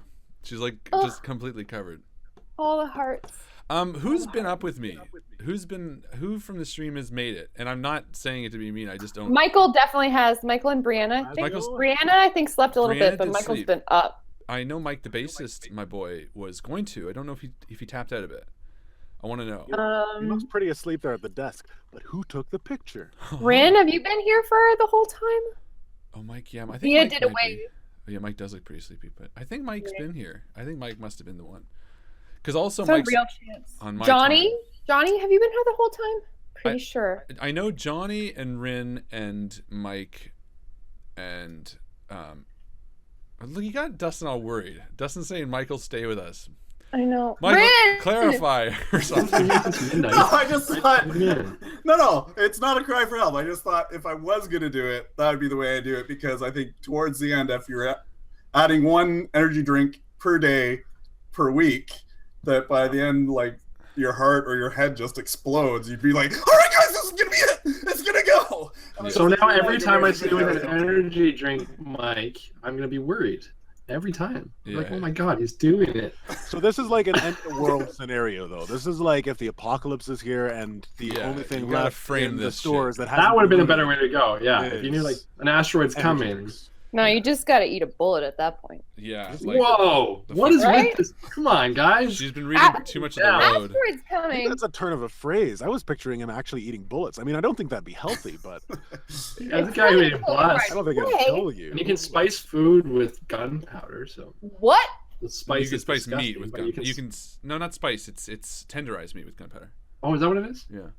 What's that Tenderized from? meat with gunpowder? Would that? I don't know. All right. And once again, because you can, doesn't mean you should. Drink Red Bull. Oh, we have David and his little one. Whoa, Harlan, go! Oh my, Harlan! Oh, good on you, mate. Oh boy. Did he chug that? Yep. No. Fuck yeah. Was that Guinness? No. Don't look at me. You're not my dad. You don't chug Guinness. You savor it, boy. His favorite. Oh, It's okay. I've got more coming along with me. I got two Michael, coming with me too. I need think to that try one of that's- those black and tan things you're talking about. Oh, I Well, love black here's and the thing tan. with that. I also got some Harp so that If I I could could- make a black and tan for you to try. Amazing. if That'll be You know my what I could drink also during go for, D&D. Actually, now that I'm thinking about it. So I was gonna, because I'll try it because I don't always make them well because you got. I really hope that like Harlan I'm doesn't only come drinking back. a perfect one. Okay, Harlan doesn't come back, and Joe has to go upstairs, and we see him passed out outside the toilet. Oh, I'll bring my camera with me for sure, whatever goes down, just so that you like guys can see what happens. Sleeping on the floor after drinking a Guinness. If I could throw it back to Leprechaun Jizz for a second. No, I think that it is actually Guinness foam. Harlan's stealing all my snack. Bogarted. Sorry, what about Leprechaun? Guinness. This podcast You know, brought Guinness. to you by The foam. Harvest Snacks. It's the foam on Guinness. That's how they make it so foamy. Yeah. They got a sweat. Leprechauns are they use binary fission to reproduce. Don't you guys know that? That's just common knowledge. Common knowledge. Weird. Binary fission. And I was always raised to believe it was budding. Good on you. Good for you. Oh, what grade was that? Grade 9? That's so good. What was grade 9? Asexual reproduction. Yeah. Strawberries do that. Strawberry plants. Don't frogs do that? Wait, No. no, but in certain African Lay eggs. frogs, species will, if there's no male, they will switch sexes, Life will find a way. find a way. Has anyone seen Planet Earth or fucking what's that thing with David Attenborough? The Blue Planet 2? 2? 2, wow. Blue No. Planet 2 has just come out, and I watched a thing about Japanese fish, and then sometimes the ladyfish get really big and they turn into boy fish, and then they fight. God damn you, half Japanese fish. I also hate the ones that will like crawl on land for a while until Yeah, they get to another. fuck No, evolution. there's another. No, it's not mud skippers. There's another Japanese fish that it's a very invasive species, and they will actually crawl over land until they get to another body of water. Gobies. Wow. Co- That's like Kobe? the first stage of evolution. We did that, bro. Yo, we Just did this evolve. morning, well, Harlan was streaming. We were doing. Mike that. and Brianna, are you talking about this? Yeah, isn't that picture poignant? It is not Mordor, No, it's You not. keep using it. It's nor is it a mirror. It's a tree. It is a tree. Yeah, Mordor. it's pretty poignant actually. I heard this thing about reproduction the other day. Grove. Daughters, Like, I that's hope where, so. that's where Was babies it your come from. child? No. That, Reign of Peace, can I just say daughter's chemistry set in school bus? Thank you for buying your daughter a chemistry set. My parents bought my brother a chemistry set, and I got an easy bake oven, and I am the chemist. What? well, That's maybe that's sexist. why you're the chemist, because you had something to prove. So Maybe. thank them. Like, have you not seen Whiplash? Thanks, Mom and They Dad. were just whiplashing you. Your mom Yeah, and dad maybe. are very nice. That's not fair. They're very nice. My Yeah. parents are amazing. I know. Okay. I always wanted I an don't easy bake know. oven. I just want to say, girls in science, fuck yeah. And I want to say boys in baking. and boys in science, and boys in baking, and girls Which, in by baking. the way, is anyone following our mid-game? Oh yeah, what's the big deal? So we got the 4 people who have answered. We got Wait. John Regan. Oh, What do we call it? It's not the mid-game post. was- XP trivia. trivia. XP XP trivia. trivia. Is that what? No, it's mid-game. That's the new name. The question We was- changed it. What We was changed the order? You agreed and when you were the gone. names? I don't mind. What was the order and the names of BB's 3 Horcruxes? So John Regan was the first person to answer. Larry, Daryl, and Daryl, which That's is close. close but not Pretty correct. Zia said appetite, spirit, and reason. Ding, ding, ding, ding, ding, ding, ding, ding, ding, ding, ding. That is the correct answer, and that is the correct Fun order. fact: does anybody know what those 3 are from? Life. No. My body. Reason and spirit. Except for No, not I didn't spirit. arbitrarily choose those. I don't arbitrarily choose anything. Oh, were those like the 3 soldiers things? No, No. it wasn't that. Oh, that would've been good. Spirit. Nobody? Interesting. I thought that would have been more like, oh yeah. Nope. I Okay. don't know. Good. Is it from something we did before? Or? What is it? I'm not gonna tell you. What are we looking for? Reason, spirit, and what? No, Appetite. Appetite. So Zia got it right, but we also got Appetite, Spirit, Reason from Michael and Brianna Weber. And we also got Godpool saying Appetite, Spirit, Reason. Yes. So how many is that? We're gonna roll a die. We got to roll a 1d6. 1 No, to 2 is Zira. Not today. Zia. Today, everyone gets XP if they got it right. What? No, Harlan, you're just drunk. I Tired. don't You can't care. just I'm give drunk away. on power. Oh no. Yeah. We only- XP, and you get XP, and you get XP, And you get XP. Guys, the XP vaults are empty after this. Oh god. We're out. That's of the XP's in your house, and it's in XP his house. inflation. There's so many XP throwbacks. inflation. Flatio. Wait, what? XP No. inflation. Not that one. That's the other way to Not get that XP. one. Not that one. Oh, you're so Yeah. smart, Harlan. Why? Not that one. Why is 'Cause- Harlan smart? Yeah, I want to Yeah. back that up. Yeah. Prove it. Support your hypothesis, your statement. you Googling the reason, spirit, appetite. What is Because it? He has mentioned it before, I believe. I'm not gonna Google it unless you're gonna tell us. Everybody Google it or just say it. Share it with the class. It's from, that man made of Play-Doh, Gumby? and he made a book called The Republic. Oh no, Play-Doh is actually talking about. Yeah, versus. Michael and Brianna got it actually. Plato's the Republic. There you go. Obviously, Michael and Brianna got it. Knights, Plato's Knights of the Old Republic. That's Yeah, I the think one. so. Right. Oh, that's cool. I didn't know he did that. He's very ahead of his time. That guy, Me, thank you. Yeah. Harlan, yeah. Harlan and Plato. I would say. I'd With put the them at Jedis. same- And Gumby. And the fucking Jedi. It's all about And the the fucking Jedi. Jedi when you think about it. Harlan, Plato, and the Jedi are all pretty much like same level, you know. Well, yeah, the Jedi, yeah. Plato, definitely. Harlan, Coben, No, Ellison. Speaking Ellison. of, Listen. he reminded me of a story Harlan Ellison did Oh, about this is he creature that comes to the planet and attaches itself to genitals. And it's just the perfect sexual being for you. It's just Oh, I've heard that. It's constant pleasure Pleasure. 24/7. Yeah, essentially. And it's just a non-stop sexual gratification, and it ends up multiplying and consuming the entire world, and no one does anything because it's But then Too when you often. lose it, you're like completely depressed. Like no. Right, Once nothing. you separate it, you never get it back. yeah, and then you like get super depressed, and it's like the Well, world. There's no you don't reason have to get left. depressed. You can choose to binge eat or kill yourself, as with Red Bull, as Michael's Or decided to do. bullets. as Michael so cheerfully. Or you can bite a bullet, as Joe so Or cheerfully. edamame. Or edamame. Which shouldn't take an hour to fucking come, by the way. If you order edamame at a Japanese sushi restaurant, it should be the first thing out. It's not So good. I I know. love soybean. It's with a little salt. salted. Except Yeah. sometimes you gotta check it for Well, bugs yeah. because sometimes if it's not steamed properly. Why you would get you dead tell me that? The bugs. bugs I'm are so good. sorry. Because he They're cares. good. They're extra crispy. They're Little salt. protein. It's like the All right, 24 cancel the hour stream. edamame for dinner. It's like the stream. You have to check for bugs because if the stream Yeah, if it doesn't That stream always made properly. me scared of lettuce because my mom used to work at a lettuce packaging plant and used to talk about all the bugs she'd find in them, and then they would just cut them up with them. Ugh. Yeah, but you know what? There's a certain amount of bug particles, particulates, or whatever that are allowed in like chocolate manufacturing plants. Same with human flesh. Yeah, It's true. in hamburgers and stuff. Hamburger. Skin. Yeah. My dad lost a Band-Aid one day when he was working at the butcher shop. You know that one? That fucking laugh. Do that again. That was funny. It's spooky. All right, let's go. Let's play Grimm. Who?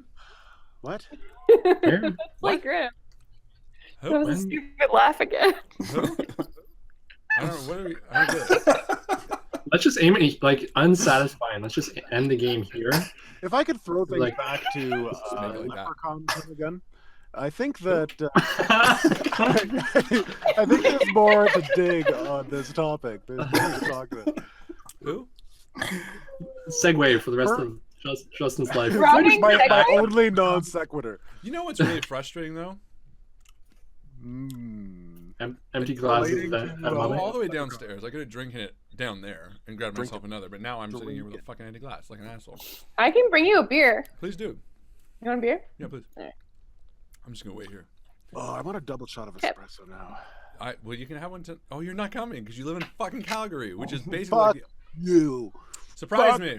This house. Fuck this cat. Don't you sometimes want to do that though? And when I do that, I put on Rage Against the Machine, and you put on Oh, yeah. Killing in the Name of, and you turn out real loud in that last minute and a half where it says, "Fuck you, I won't do what you tell me." 15 times. Yeah. Is it 15? Fuck you, I won't do what you Do tell what you me. tell Fuck you, I won't do what you tell me. Is that what it says? Is that the line? Yeah. Okay. Yep. So good. And it's funny because I'm not an That's- angry person, but there's something about that song when it's cranked up loud that just gets me so fucking hard. You're like, yeah, that's right. And you want to punch something and put a hole in the wall and stick your foot in a cactus and just... Animalistic. It's so good. It's animalistic. That's right. And there's something beautiful and animalistic about things. Thank you. And I got Hobgoblin from which Michael brought.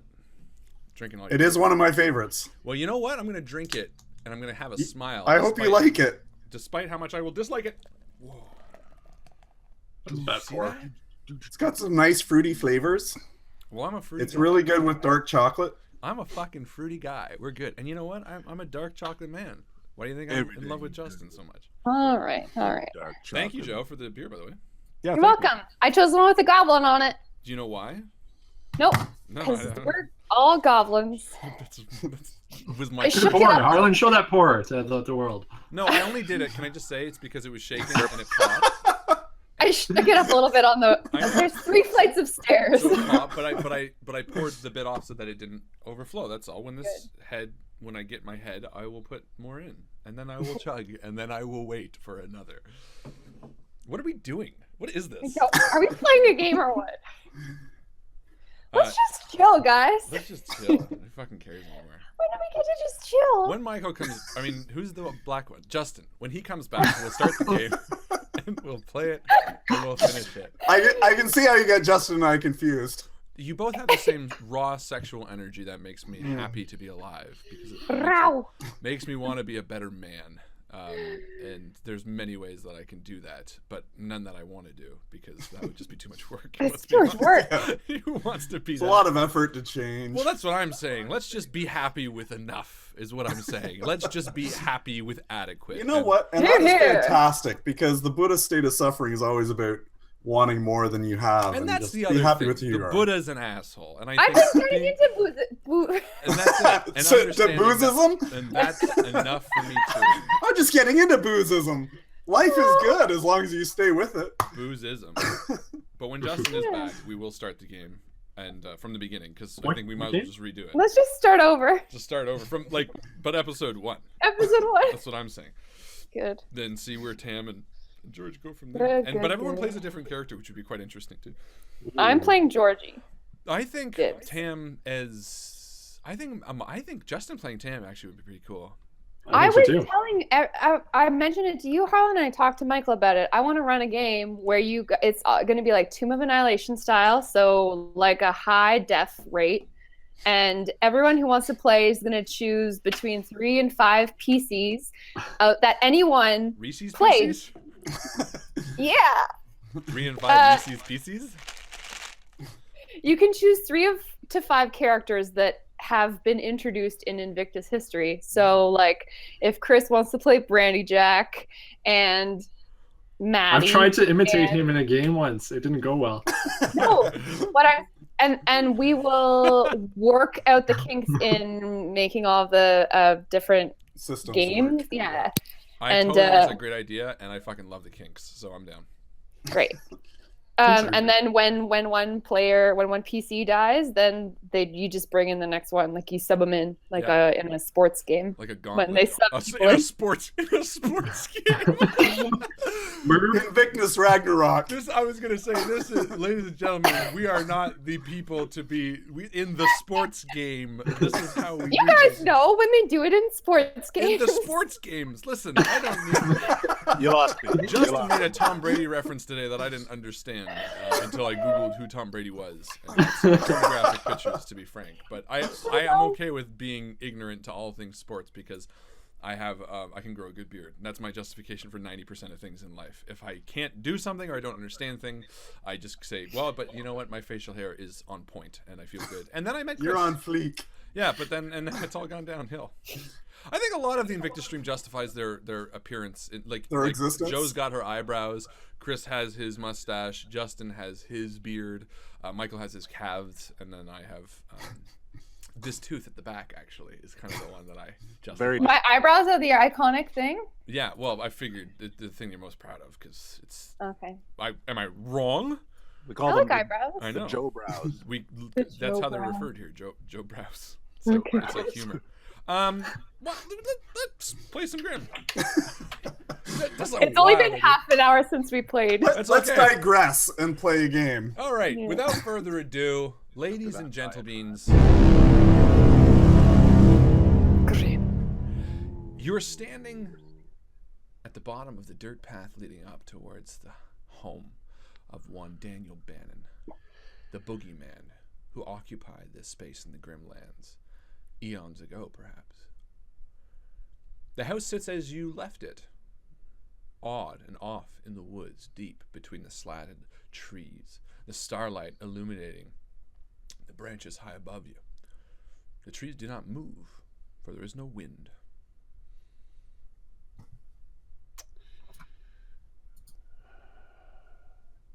We might as well go through the front door this time. Yeah, you don't need to overthink it. Agreed. Let's Do go you think right we're to the gonna have any basement. trouble with that sheep? No, she was pretty friendly last time. And I bend down and get some forbs for her. Hold on, do you pluck them or do you use the rose cutters? This is important. I pluck them. And Say what issue of Forbes? Forbes is it? Is it like a newer issue or like one from 82? Killing in the name of style. Yeah. Yeah. Talking about the financial magazine, I'm assuming. Good issue. That's right, yeah. And then I get a McLaughlin and I get a... Here we go. Canadian living. Canadian Living. Wow. So you pick up a Forb. Forbes. Forbes. I honestly don't Bunch know what of that leaves. is. Oh, it's like it's A a business shrubbery. magazine. It's No. the favorite food of sheep. That was the joke from 2 minutes ago, Michael. Oh, sorry. For real, what is what? It's the favorite food of sheep. Yeah, but what is it? It's like greens. Is it? Lettuce. Alpha. I've never heard that Forbes. How do you spell it? You haven't heard it F-O-R, either? yes. No. You know I can't spell. How dare you, Joe? And Justin hasn't either? Or visit or So for 3 people don't know this word. The I only think reason that's I know enough to question in Scrabble. And Yeah, the only reason I know this is because last time I googled what does sheep love, okay. and I got Forbes. I think that might be a joke. Yeah. It's- Maybe it's like oh well, sheeple, these businessmen who just go about their Marie, days, can you they Oh, back love me that up with this? magazine. A forb, sometimes spelled PHORB, is an herbaceous flowering plant that is not a graminoid. See? The term is Not used a in great- biology It's sold in dime bags. and in vegetation ecology, especially in relation to grasslands and understory. So it is a broad group of Well, that was my Herbs. second guess. It's not that I doubted you, Chris. It's that I just needed clarification. like clover is a forb. Oh, okay. And So in fact, I picked clovers.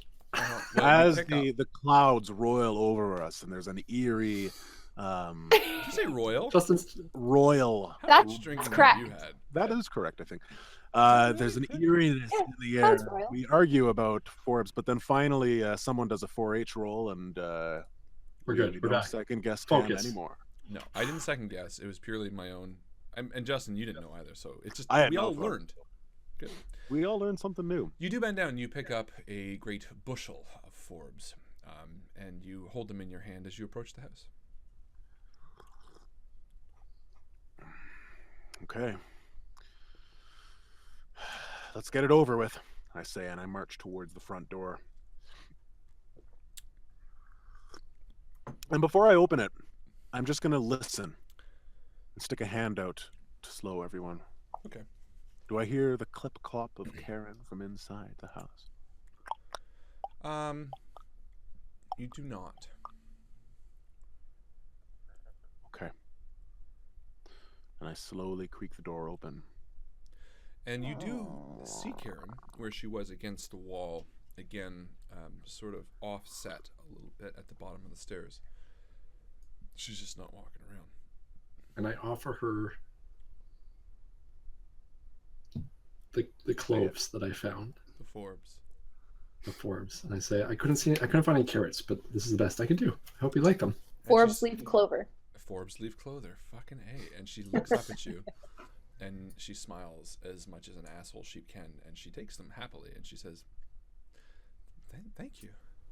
And she happily munches them in your little paw, licking it with her sandpaper-like tongue. It's your time. It's your last chance, really, to leave here. I think you should. And she turns her head, and Spitz is on your shoulder, Maddie. Yeah, and she kind of says, don't trust her. And as you feed her the Forbes, she says, I can't leave this place. No, no, no, no. Sorry, that's the goat, or the sheep. The voice sounded similar there. I'm not going to demean the sheep by throwing in some baz, okay? They're people too. They can have conversations. They don't need to throw in baz like some caricature, okay? Not their sheep. Spitz, what do you mean we can't trust her? What do you think's going to happen? And Spitz this is the same thing she said the first time. And she doesn't follow it up, regardless of how much they're being, I guess, pressed for more information. She sort of just shakes her head and flutters up again on top of a tall bookcase. I try to lead Karen, the sheep out of the house. Come on, and I start pushing her. And at first she doesn't quite understand what you're trying to do. You lead her with the Forbes and you sort of push her from behind. And as she reaches the threshold of the doorway, she just stops. You can leave, can't you? And she sort of just looks at you with a curiosity. Why would I want to leave? Tam, we don't have time for this. Georgie, I walk over to Georgie and whisper in his ear, if her master comes back, she's going to have to live here with him. Can you imagine that? Are you... And then she might have to. She might be held accountable. Yep, she might be held accountable for the fact that we got to the basement and got to the door. And we don't want that. Spitz says that we can't trust her. I mean, she's going to be the one who's going to let him out if she can. I think we need to get her out of here. It's just not a priority. I mean... So, what if I'm right, George? What if this thing we trap, if we can trap it, then is let free by a sheep?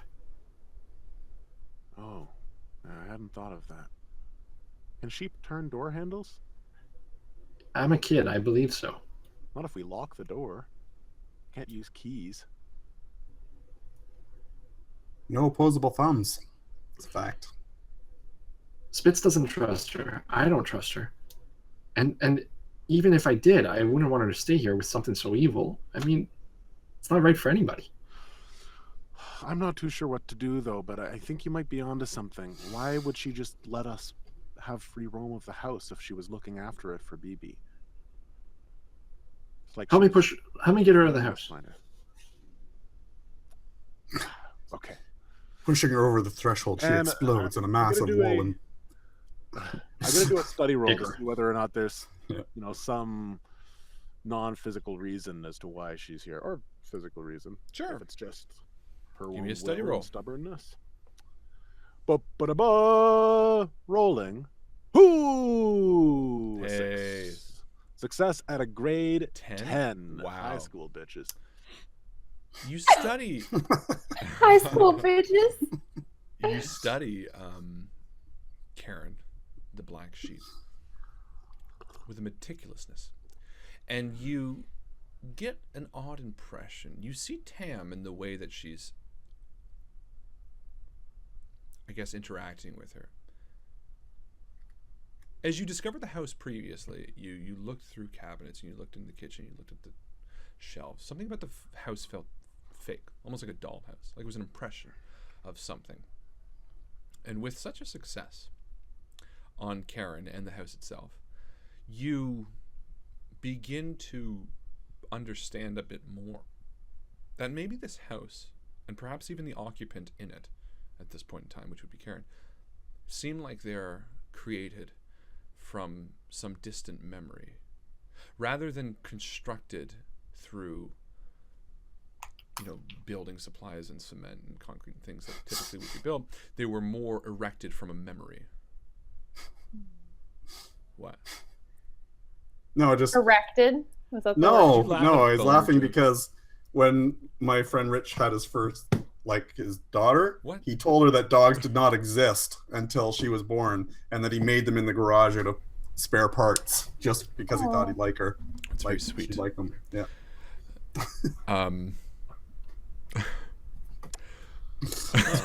Okay.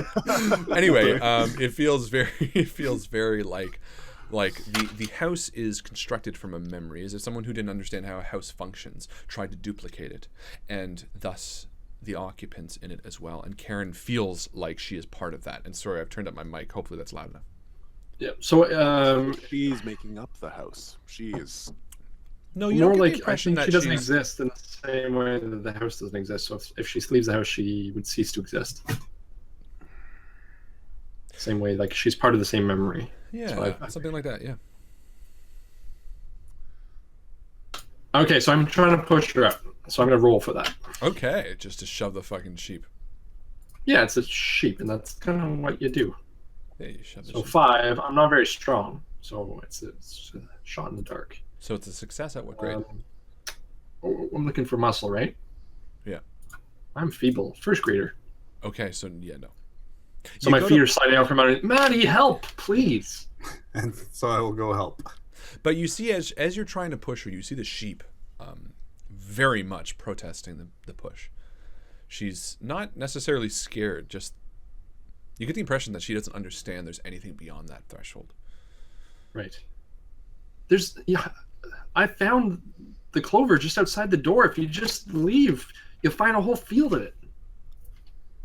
And I'm really getting frustrated because I'm like, you're not being treated well here. Why don't you want freedom? Damn. Maybe she's under a spell. Have you thought about that? I mean, it looks like she's just confused about what the world is. It's like she's in a trance or something. I really think it's a bad idea to leave her here if we're gonna bring No. baby back. Maybe there's a way to stop the spell. I don't know how, but if it is a spell, I tried a different tactic. Fine, maybe there's another room I can leave her in. So I try to lead her to another room. Is there somewhere else I can barricade or lock her in? So you have the kitchen, you have a stairway leading upstairs, which has no second floor. You have the double doors leading to the large area, which, I mean, I don't know if it's either here nor there, but last game, Marie, you did mention that you wanted to look at the portrait that was torn above the fireplace. Yes. So you could always do what you want to. But anyway, Right. Marie does that. She goes inside. Okay, so she Look at that fucks painting. past all these people mid someone else's turn, and she's like, me. But it doesn't look like there's necessarily an area to shut the sheep in, Tam, because the area that has the double doors opens up to the kitchen as it is. But you continue searching as Marie does push past. And Marie, you enter into the large the large sitting room. And again, there are two couches sitting facing each other out front of the fireplace. And you walk up towards the picture and you lift the piece of painting to sort of get an idea of what it was. Is that correct? Yeah, absolutely. Okay. And what you see is a large picture depicting a half-goat man in a fiery world dragging men and women around. Whoa. Yeah. Do I recognize anything? You can roll a something or other. Okay. I know that picture. Whoa, that's the first time that's actually been used. I am you. Oh, 1 grade below. Where did that picture come from? I've seen it before. Was it for... Georgie, we haven't seen it. It's our other characters have seen it. Oh, okay. So you've seen it before. Yes. Oh, is it... Did he screen share it? It was hanging No. up in the office of the father who lost his daughter. Hey, and I you threw don't a know bomb out of shit. it. You can't I don't say know that. nothing. Which is Mark, right? Yeah. Yeah, okay.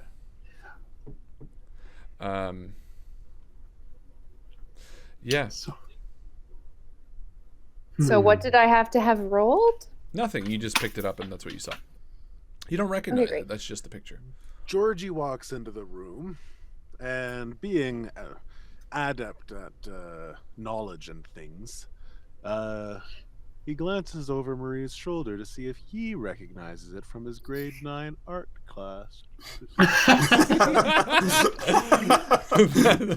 And slide number 2, you'll see the demonic bestial orgy that The what? Sorry, the covered in our demonic. What orgy? bestial. Bestial. I like that. God, that sounds Okay. something I could enjoy. A bestial orgy, ladies and gentlemen. You don't recognize it, no, as something that I'm assuming. Did you roll? Yeah, I did a study roll. Yeah, I Success at figured. a grade 9. A success is grade 9. Yeah, you don't. It's just a bit too tough to place exactly where it's at. But the imagery, it seems vaguely familiar, as if maybe not this direct work, but other works by an artist or a similar artist might have been part of your previous studies. It's a very oddly specific painting, and it's faded relatively well over the years. Why would he keep this, Marie? I don't know. Pretty awful. And why would he destroy it? He destroyed it? What do you mean? Sorry. Isn't it like scratched through? So it was It's- kind of yeah, it damaged. is Yeah, torn. he's not taking care of it. Yeah, exactly. He's letting it go its way. Correct. It's strange that this seems like the most complete part of the house. It's the only place with furniture, the only place with a decoration. Right? Yeah. Maybe this room is important. Hey, Karen, And she turns Karen. to. what happened to this painting? Do you know? As I'm still trying to push her butt. And she looks at you and says, I'm not sure what you mean. There's a painting here. Do you see it? And she This looks up picture? towards it, and she looks back at you and says, all things die in time. That's an odd thing to say, Lamb. Sheep. I'm a grown woman. All I'm going to go outside in frustration, knowing that I can't get this sheep out of the door. I go and collect a whole bunch more food and just lay it in the corner, kind of like a last supper for this sheep. Aww. I say, there, at least you can enjoy this meal. Oh, that's sort of sad. In a really cool way. And yeah, she sort of just almost acts as if she can't see you when you're outside the house.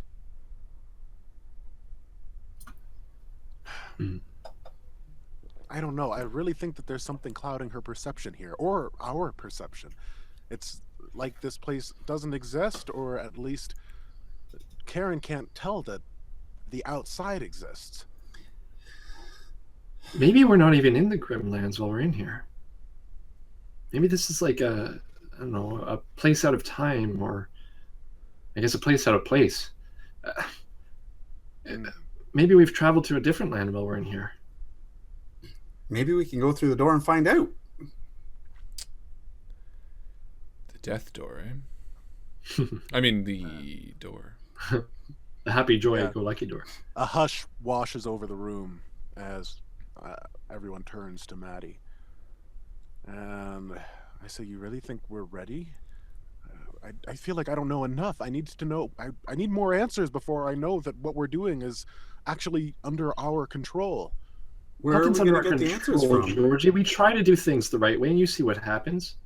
I think we try to do the right thing with Luke, and that's why we're here in the first place. We don't know what we're doing. We never know what we're doing. He's right. Okay. She's right.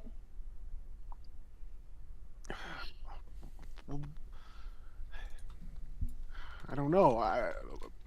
We have to try. We have to try something, but I feel like if we did spend more time researching, maybe we would have an answer. Well, it's not like there's a library or something that we can look into. None of the books, they weren't real, were they? The magazines and stuff? No, it sort of seemed like, again, all of this speaks very much to the dollhouse. Right. So, where are we going to find the answers? You learn from books. That's your thing. It's what you do. We learn from trying things, I say. So let's try going through the door. Before I do that, though, I pull out the brass handle and all of the pieces, the appetite, the reason, and the spirit. And imbued with this new darkness for them all being together, I hold them in front of the sheep. And I just look for a reaction. Does anything happen? No. All right, Maddie. Should we try any of the glyphs or anything that we used? We know some of the books that we have, Harlan. Do we still remember from our life? Which books specifically? The spell books and specifically the spell book. And the ones that we used for the warding spells that we wanted to try to create around. I'm going to say that it's very possible that you would be able to bring the spell book or any relevant materials that you felt were particularly of interest to existence via imagination, if you were to choose so. What do you guys think? Maybe we should go back to the Grove. It seemed to know the most about what's going on in this place. It could show us what was going on back where we came from. Maybe it'll tell us what we can do. Is it? That seems reasonable. It got us this far. How far is it? Oh, but then we're going to have to go back across. We're going to have to go back through Mercury, and then maybe we're going to risk not being able to cross the bridge again. Harlan, I look for the symbol anywhere in this house. Do I find it? I don't know this, Harlan. I know the Narrator. And Satan. Okay, narrator. I look for the symbol that was carved on the bodies anywhere in this house. You know what? That's the first question that you've asked. That didn't help in the last 2 minutes. No, that's just a fact. That wasn't a question. Yeah, let's give you a little bit of a. Let's give you a little bit. Yeah, what he said was, I want to look through the house for the symbol, and that's a question, guys. When you alter it, adding words, the inflection at the end. No, that's a great question. And you know what? You give me a seek roll, because I think that's a really good sort of little bit of an angle. I succeed at, I think, a level 4. Wow. But if there's any spell, then, or anything hiding it, extra observant. Oh, this is an interesting approach that you took. I quite like it. So I'm going to give you a bit of a something. You notice a carving in the bookshelf that opens to the stairs descending down into the room that you found the open door without handle, as well as the jars. You do notice a carving. The symbol is not what you recognize as the symbol that was carved in the bodies, but it's two, rather. And as you stare at them, something becomes evident about them. I'm going to post them both to the Discord chat right now. These are both inlaid in the bookcase that opened to the door.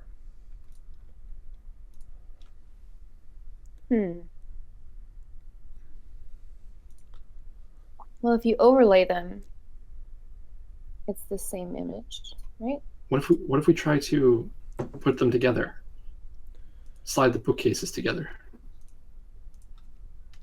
What order are they in? They just seem to be side by side. So you're saying they're on two separate bookcases, one across from each other? They are on the door that opens towards the descending bookcase. On the door that opens towards this. They are relatively inert. I mean, sorry. They're like, are they above the door or they're on the door? Sorry, they're actually in the bookcase. So if you were looking at the bookcase and you were to move all the books on the back wall of the wood, you see these two carvings. What if we put the backs together? Would they line up if we actually line the bookcases back to back?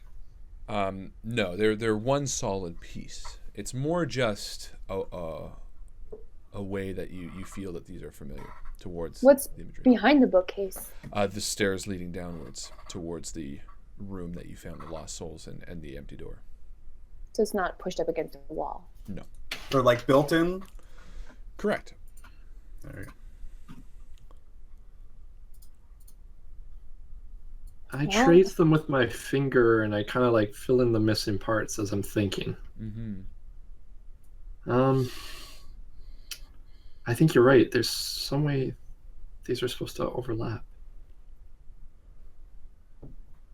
I can't figure out how. It doesn't necessarily strike you as a way that these need to overlap in this realm. It doesn't seem like they physically need to overlap, but seeing that the two parts are as one in this way is sort of just a way to sort of reinforce the ideas that you... Maybe one represents our world and one represents their world. Or two pieces of a whole. Marie can't really stand down there once we've discovered the symbols and realized what they are. It's too much. Well, this is still upstairs, right? They haven't gone this down. is still Are they in that orientation, Harlan? They are side by side. D, So it looks like a D and a B. correct. Oh. So they are initials. And they're carved in, like with a knife. So it was a D and a B that was being carved into the bodies. Not some cultist symbol, a D and a B. So Daniel Bannon's been coming back from the Grimlands for... And something rings true about that as you each share a knowing look. The symbol that eluded you for so long, it seems to be two initials on top of each other. Daniel Bannon, a D and a B, carved one after the other on top. So it's his calling card. The question of why the carve still rings through your mind as you touch the symbol and the door slowly opens again to the stairs descending down. You know that you have the three pieces that open the door in the basement. To where it leads you, you do not know. But you know that these three pieces of the soul that are attached to Daniel are the way to stop him and to learn his past.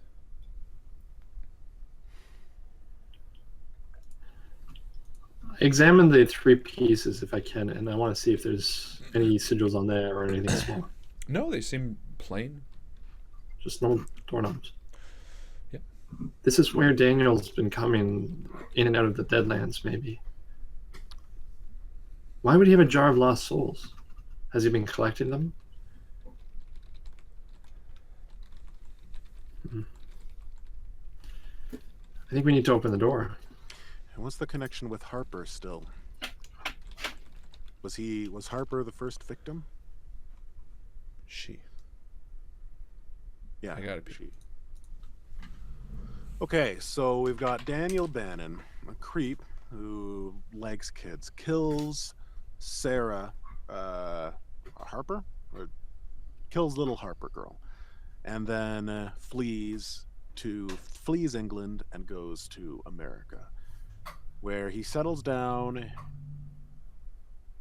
in the town of what probably wasn't then named Harper's Hill, but then it became named Harper's Hill because of the little girl who died there. And now he haunts that town. He continues to haunt that town after all this time. Do you remember that beast we saw in the footage on the cell phone? I'm thinking Back to the Future, which is weird. Yeah.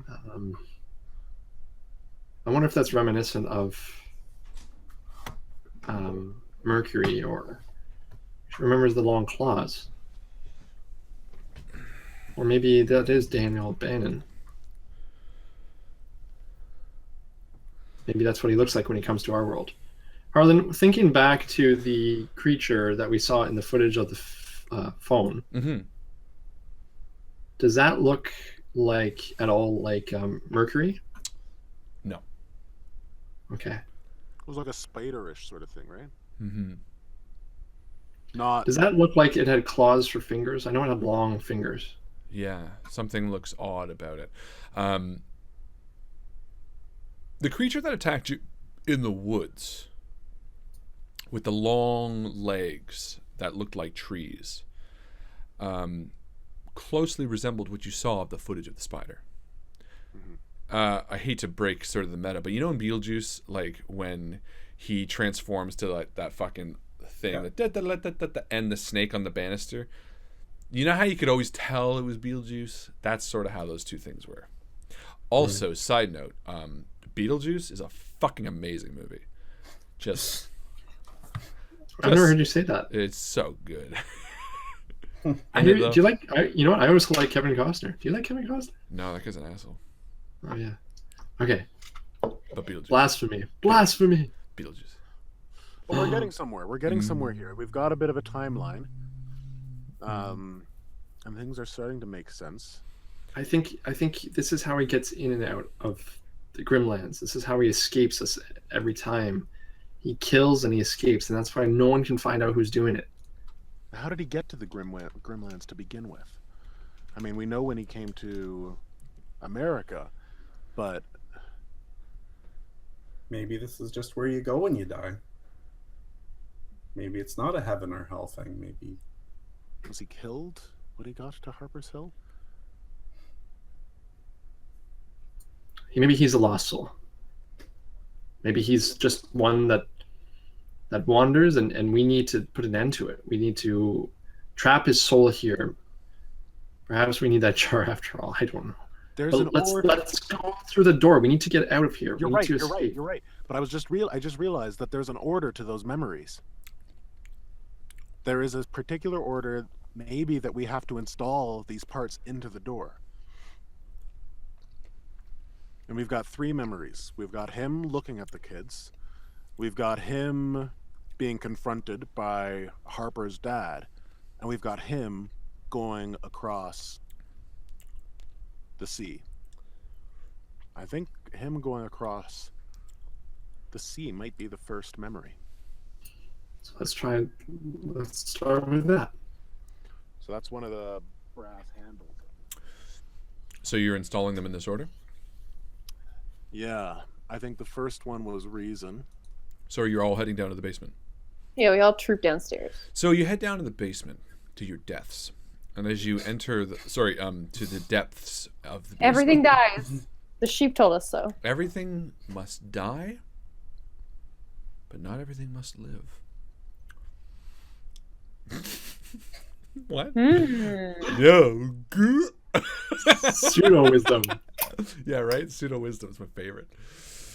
You just say something with enough bullshit, it sounds like it's deep. Anyway, you head down to the basement and you see the door sitting again on the frame. And you walk towards it and trying to piece together the actual pieces in which you got them. You begin constructing the door. And the 3 pieces connect. And the door illuminates.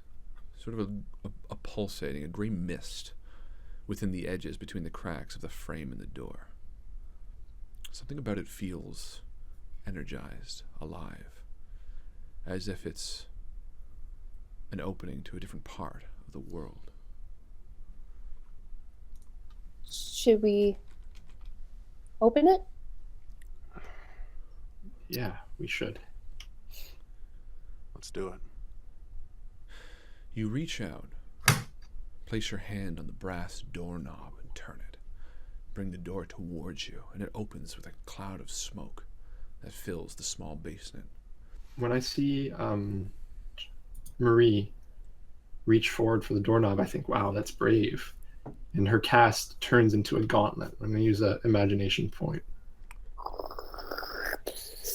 As it does. Just like a classic army gauntlet. And it does. And the iron touches the brass, and you hear the soft clinking of metal on metal as she turns the knob and brings the door towards her.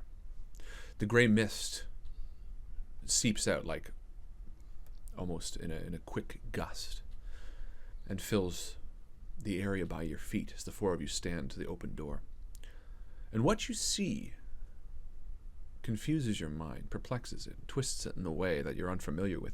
Before you, you see a long, dimly lit hallway. Sconces holding candles, dotting between doors. You see a total of 5 doors in the short hallway before you. Hallway that shouldn't exist in this basement. Even leaning around the door frame shows you that there is no backing, and yet, to pass through it, you see this short hallway. The candles flicker softly. The hallway is lined with a red rug. The dark mahogany wood of the walls continue onward, and you see a single solitary door at the end with a name written on it, too far away right now and too dim of light to see the name. But the hallway beckons you forward. Let's go. Are there any inscriptions on the other doors? You can't see from your angle. Okay.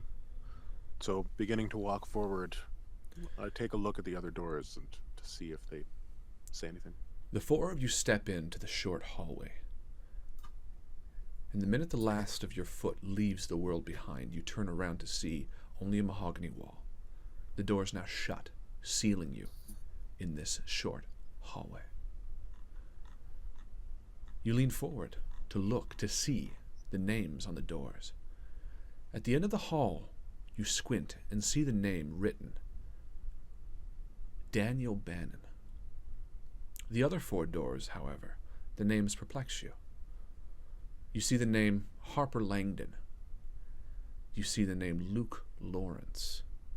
You see the name Marie Schultz, and you see the name Mary Laval.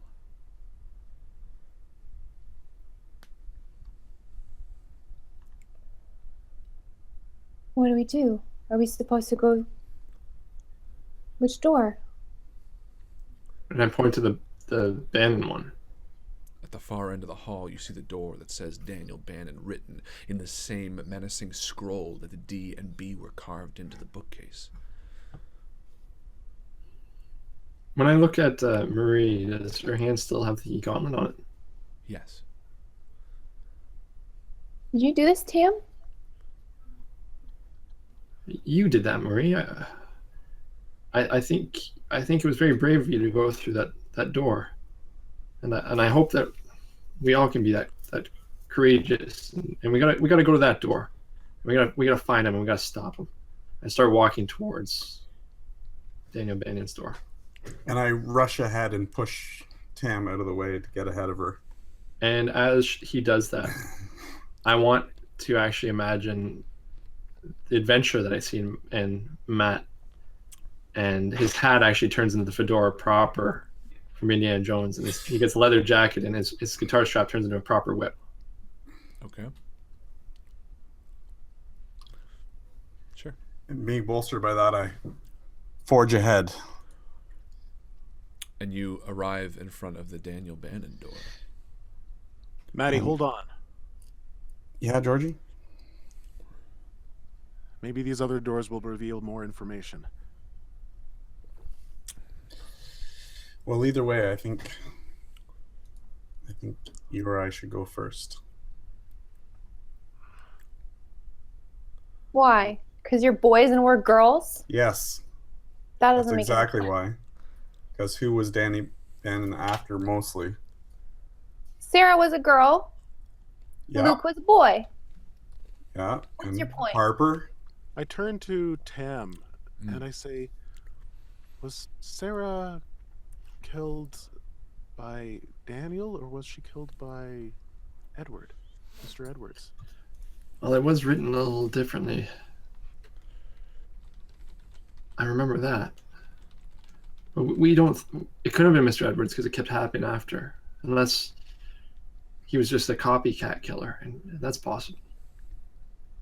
As He far as was. you know, and The mark was different. yeah, Marie, who spent a lot of her life putting it together, understood that only Jane was murdered by Thomas Edwards. The love affair. You guys remember? Yeah, right.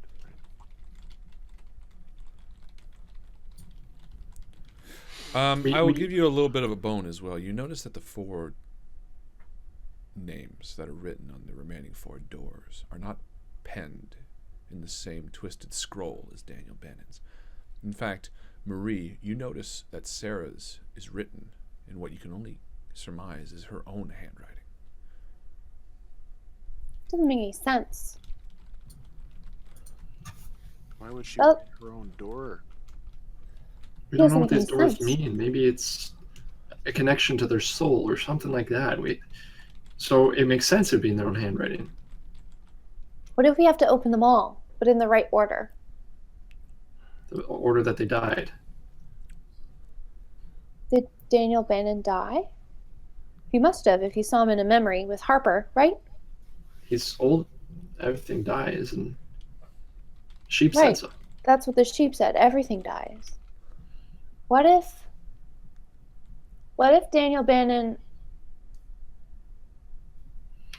what if he was possessed by the evil that he was during his life, and that's what kept him on after he died? We have to open a door. And if it's all the same to you, I think we start with Daniel's. Unless this is the opportunity for you to finally just talk to Sarah. No, I got to do that. I already did. I talked to her when she was the scarecrow, remember? And I got to let's apologize. maybe start with a door that we feel is a safer bet. And I looked at the names again. So Luke, Yeah. Yeah, Luke's. We got to help Luke. Okay, let's do it. And I walk towards Luke's door, and I listen on the other side. And as I see Georgie walk to the door, I always think that Georgie was wiser and smarter than all of us. So I want to kind of picture him being older, like an adult. And you do, and a memory of Georgie comes back to you from a time that you don't know you have experienced, that felt like a distant memory. Georgie, as he did appear 35 years after you left Harper Hill, appears before you, and his hand touches the doorknob. But before he can even open the door a crack, the four of you are transported to a scene. You see Luke, 35 years older than when you last saw him in 1982. You see him walking through the woods at night. You see him desperately searching through the slatted trees with a dim flashlight, looking for something. You see a figure appear before him, a figure that looks much like Tam, and yet the four of you know that it is not Tam. You know that it is the creature preying on his fear, as the creature does. This boogeyman. You see it walk towards him as he turns around, spins, and runs back to the clubhouse. You see it bring down a heavy club upon his head and murder him, as you see the necklace fall between the slatted pieces of wood falling to the undercroft below, the space where you found it. And in an instant, as the entire image plays out before you in its entirety, an hour felt like a second, as Georgie shuts the door once again, having seen the night of Luke's death. Okay. You guys all saw that too? Yes, everyone saw. Yeah. All right. So we kind of already knew that about Luke, right? When did Luke see who killed him? He knew before the final strike that it was the Look. creature and not Tam. Okay. Okay. Maybe let's look at Sarah now. Okay. Marie? And Marie, at her gauntleted hand, strides forward and opens a door with her sister's name on it. oh shit, I was on mute. You have something to add?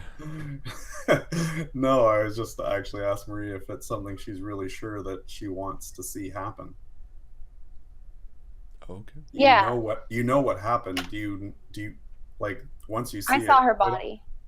right, but that doesn't mean that's all that happened. And Maybe they're trying to help us. Maybe we need to learn stuff.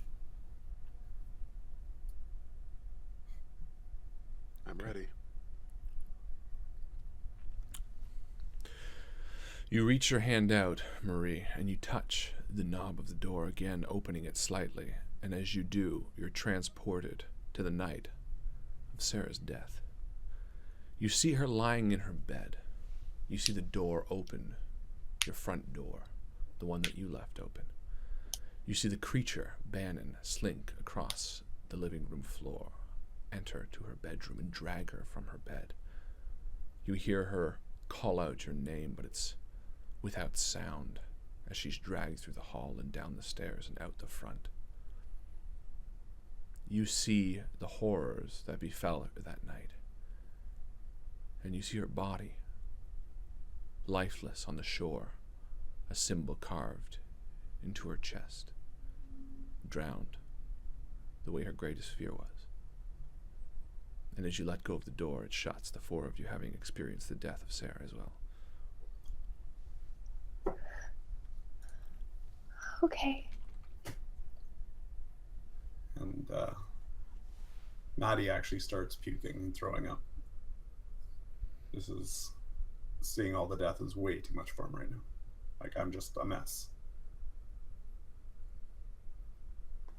Okay. There are 2 doors left before Bannon's door. I can't do it. I don't know who this Mary Laval is.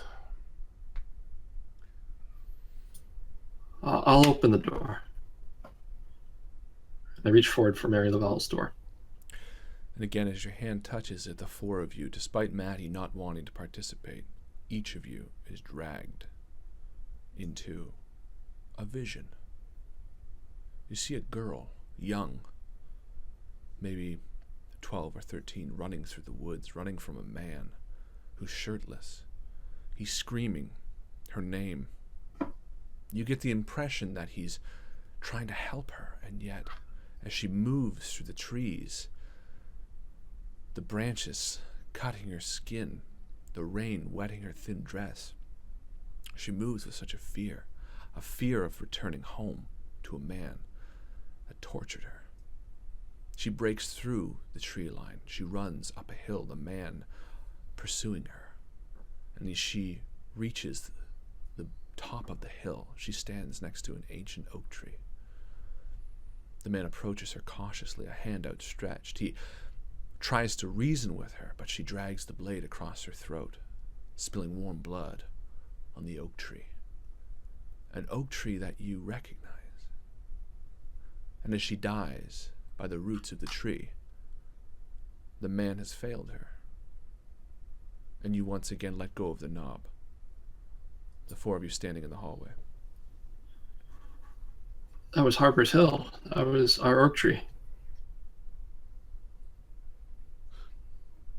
She wasn't killed by the boogeyman, though. I mean, it didn't look like it, at least. Who's to know? Maybe she was possessed by him. Maybe, but that's not what the scene indicates. I told you 7. Anyway, we got one last door. Giving up all bravado, I'm now What are you gonna do? curled up in the corner, crying. Yeah, that's perfect. Oh, Maddie. It's keys are okay. in the We're almost the done. pocket of my coat downstairs. Close Yeah, your yeah. eyes if you don't want to Take your time. You don't have to come back till later. Okay. Just say So I pull my coat over my head again. And you touch the last door? I touched the last door. Who's it again? Harper Langdon. Harper Langdon. And you're presented a horrific image. The man that you've seen, Daniel Bannon, brutally murdering the young girl and burying her body beneath the cracked and crooked hovel in the woods that he occupied. You see his knife strike her chest over and over, and the image makes the 4 of you sick beyond belief. And as you let go of the door, the 4 deaths, all caused in one way or another by the final door, sink within you. And as you turn towards it, the small pattering of feet that come before you, you hear the flutter of wings as they land on your shoulder, Tam, and Spitz turns towards you. I don't think you should go through that last door, she says innocently. We have to, Spitz. We have to end this. We have to stop it. And it's the only place that we're going to find answers. But you're safe. You're with us. No, And you don't have to come through with us. she says. No. And roll a seek.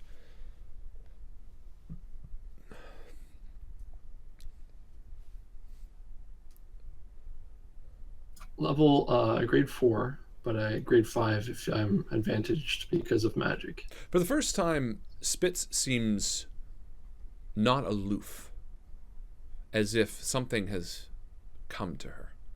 And she looks to the four of you with heavy eyes, with powerful eyes, and looks between the four of you and says, no, I don't think you should. No, don't.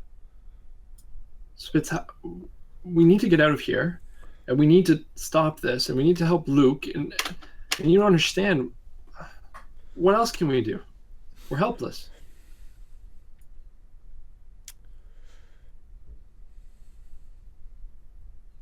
Does Spitz say anything? No. She's just a bird. She doesn't know anything. She's not just a bird. She's helped us. She's our friend. And while they're talking, I gather myself, and I know that, again, I don't want Marie or Tam to open the door, so I go and I do that. And the four of you are instantly transported. You see a field. A long oak tree stands in the moonlight. It's young, and it's on a hill. You hear the sounds of people approaching, and as you look around, you realize you're standing in a field, no longer in the basement of Bannon's homestead, no longer in the hallway. Voices echo in the night, and you see the flickering light of torches begin illuminating the tree. From the left, the four of you turn, and you see a group of people approaching, yelling into the night. They're dragging a body by ropes.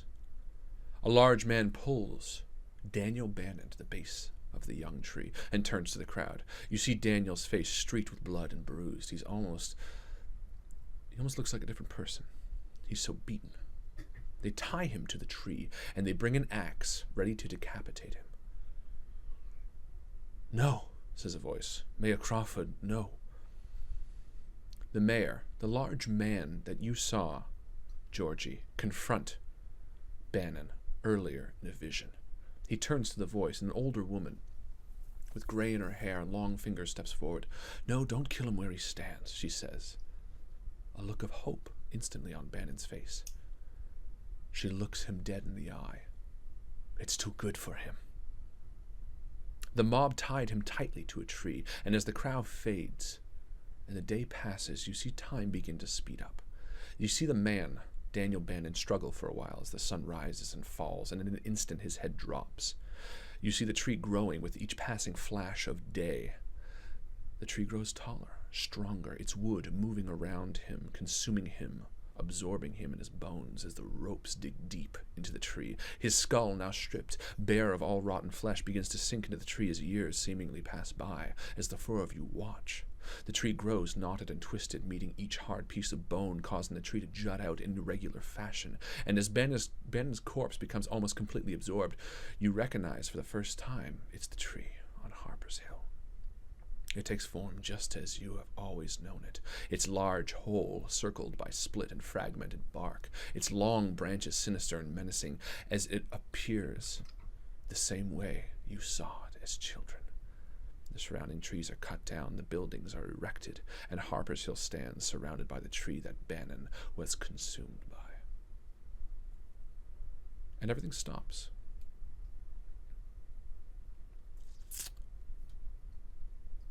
The four of you are standing in the field, the hill, the tree before you. And Spitz turns to you, Tam, on your shoulder, shaking her small head. She recognizes the tree, and for a moment she seems fearful of the four of you.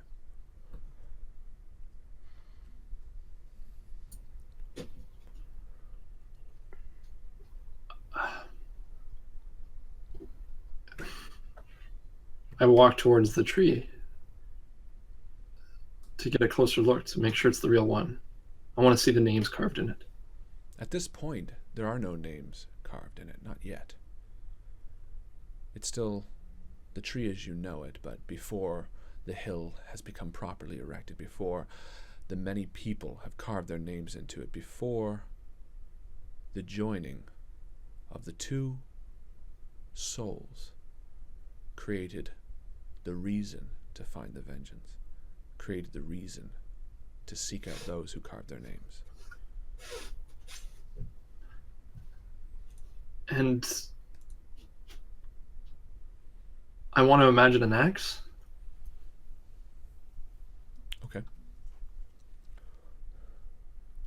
And angry with myself for how I've always thought of this tree, I run at it with the axe, ready to swing.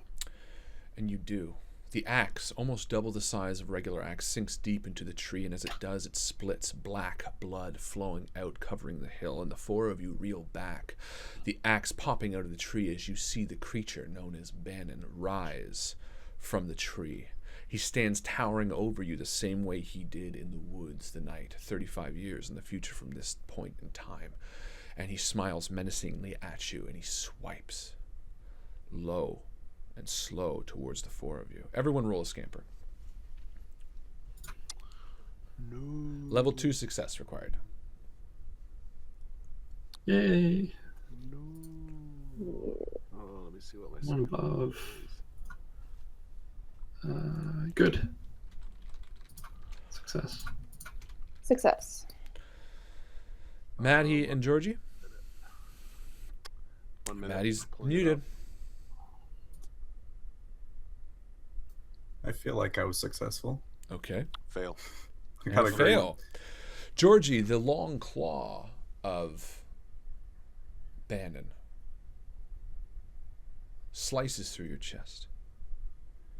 You can feel its deep gouge dragging across your stomach, exposing your innards almost completely. And yet when you look down, only blood begins leaking through your shirt. You are mortally wounded as you keel over. The creature in one fell swipe, ready to devour you. Georgie! I run to Georgie. I say, Maddie, you need to finish it. And I try to throw Maddie the axe. And I want to try to hold Georgie's stomach and hug him and do everything I can to try to heal it. I don't believe it. It's not real. And I hold his stomach.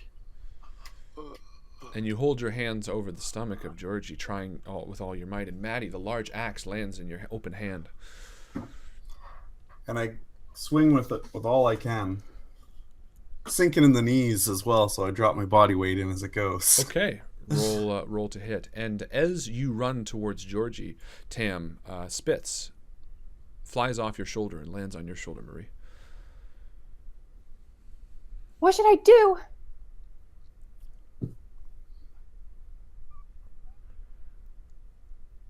And did Marie you succeed at your... wants to... Sorry.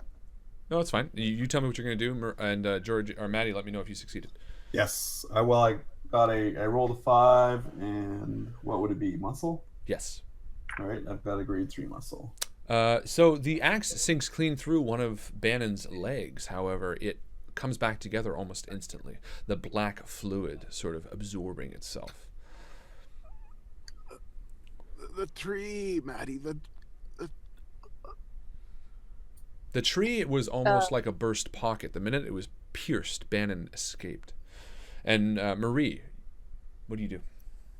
Yeah, Marie fumbles through her backpack for her daddy's lighter and her can of spray paint and tries to craft a homemade flamethrower. And as you do that, Spitz flies down off your shoulder and lands in front of you and says, "You can't stop him. You can't. It's not worth it. Just." And you. Just what, Spitz? And she sort of looks at you dumbfoundedly. And you begin crafting a lighter. I mean, flamethrower, and you do instantaneously. You really only need the 2 pieces. Yeah. I'm tempted to flamethrow this bird. Tam, you use your heal and you wave your hands over Georgie's. And Georgie, you do begin feeling better, but you can feel that the wound is deep within you. That this creature's simple swipe almost ended you. And you look at Tammy with fearful eyes. It's okay, Georgie. I'm here. You'll be fine. You got to really believe that you're healing it. It'll be okay. Okay. Okay. I'll try. And Georgie tries to push himself off the ground and collapses back down. The pain still within him as he grapples with his own imagination, trying to rationalize the idea that he's healing and obviously failing.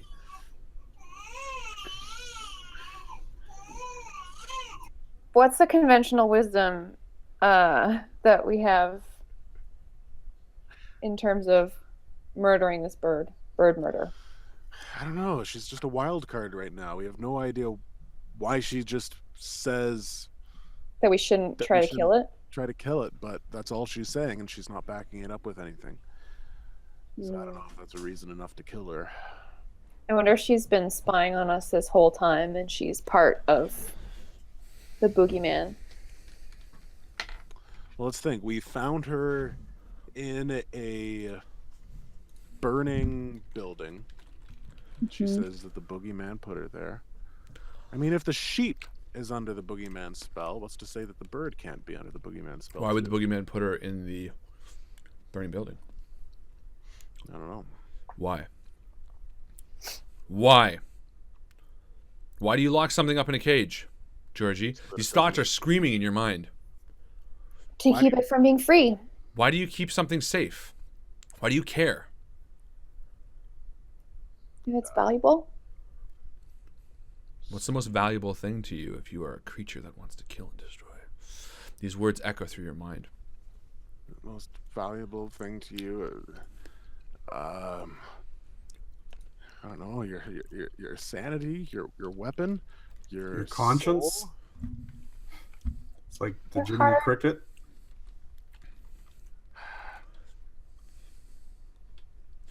To keep All right. it safe. Who's moving? Marie, it's Marie's turn. Marie, what are you doing? She looks down at Spitz and says, I don't think you are a little bird after all. You're a creep and you've been watching us. And the bird looks up at you with lifeless eyes and says, almost knowingly, the minute she read her name on the door, Marie Laval, her memory came back to her.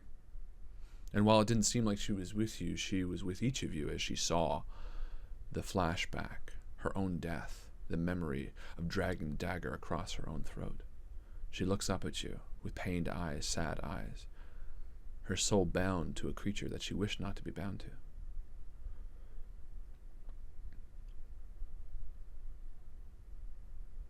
And she looks to you, Marie. You're Marie? She's Mary. You're Marie.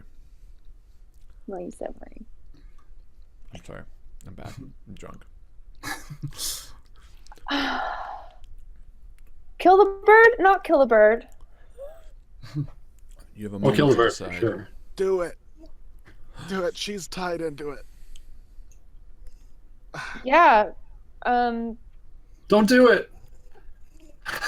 God damn it. You need to make the decision, Marie. You see the creature reeling back, a large hand ready to swipe at Maddie. He stands directly in his path, the axe stuck in the leg of the creature. You know that this swipe will be the final swipe. You know that this will be the end. Marie flicks the lighter and says, I'm so sorry. And uses the can of spray paint directly at Lil Spitz, the bird, and fries it in a gout of flame and black paint. The small blackbird before you screams a pained cry. The female voice screams out in the night, the same way you heard it the night that it slit its own throat against the tree. The creature before you that's rising from the tree begins shrinking and dissipating. Small pieces of black ink fall from it as if a painting running with water. It begins fading as the four of you stand around it. The entire world grows black. This vision fades slowly. The light closing in as if the setting sun begins coming from afar, and closer it grows until you see the tree drip down into the hill, creating a hole. The hole grows down deep, and at the end you see a light. The four of you looking towards each other, you see the light deep down. It speaks of hope, and you slowly approach, fearful of what it might mean.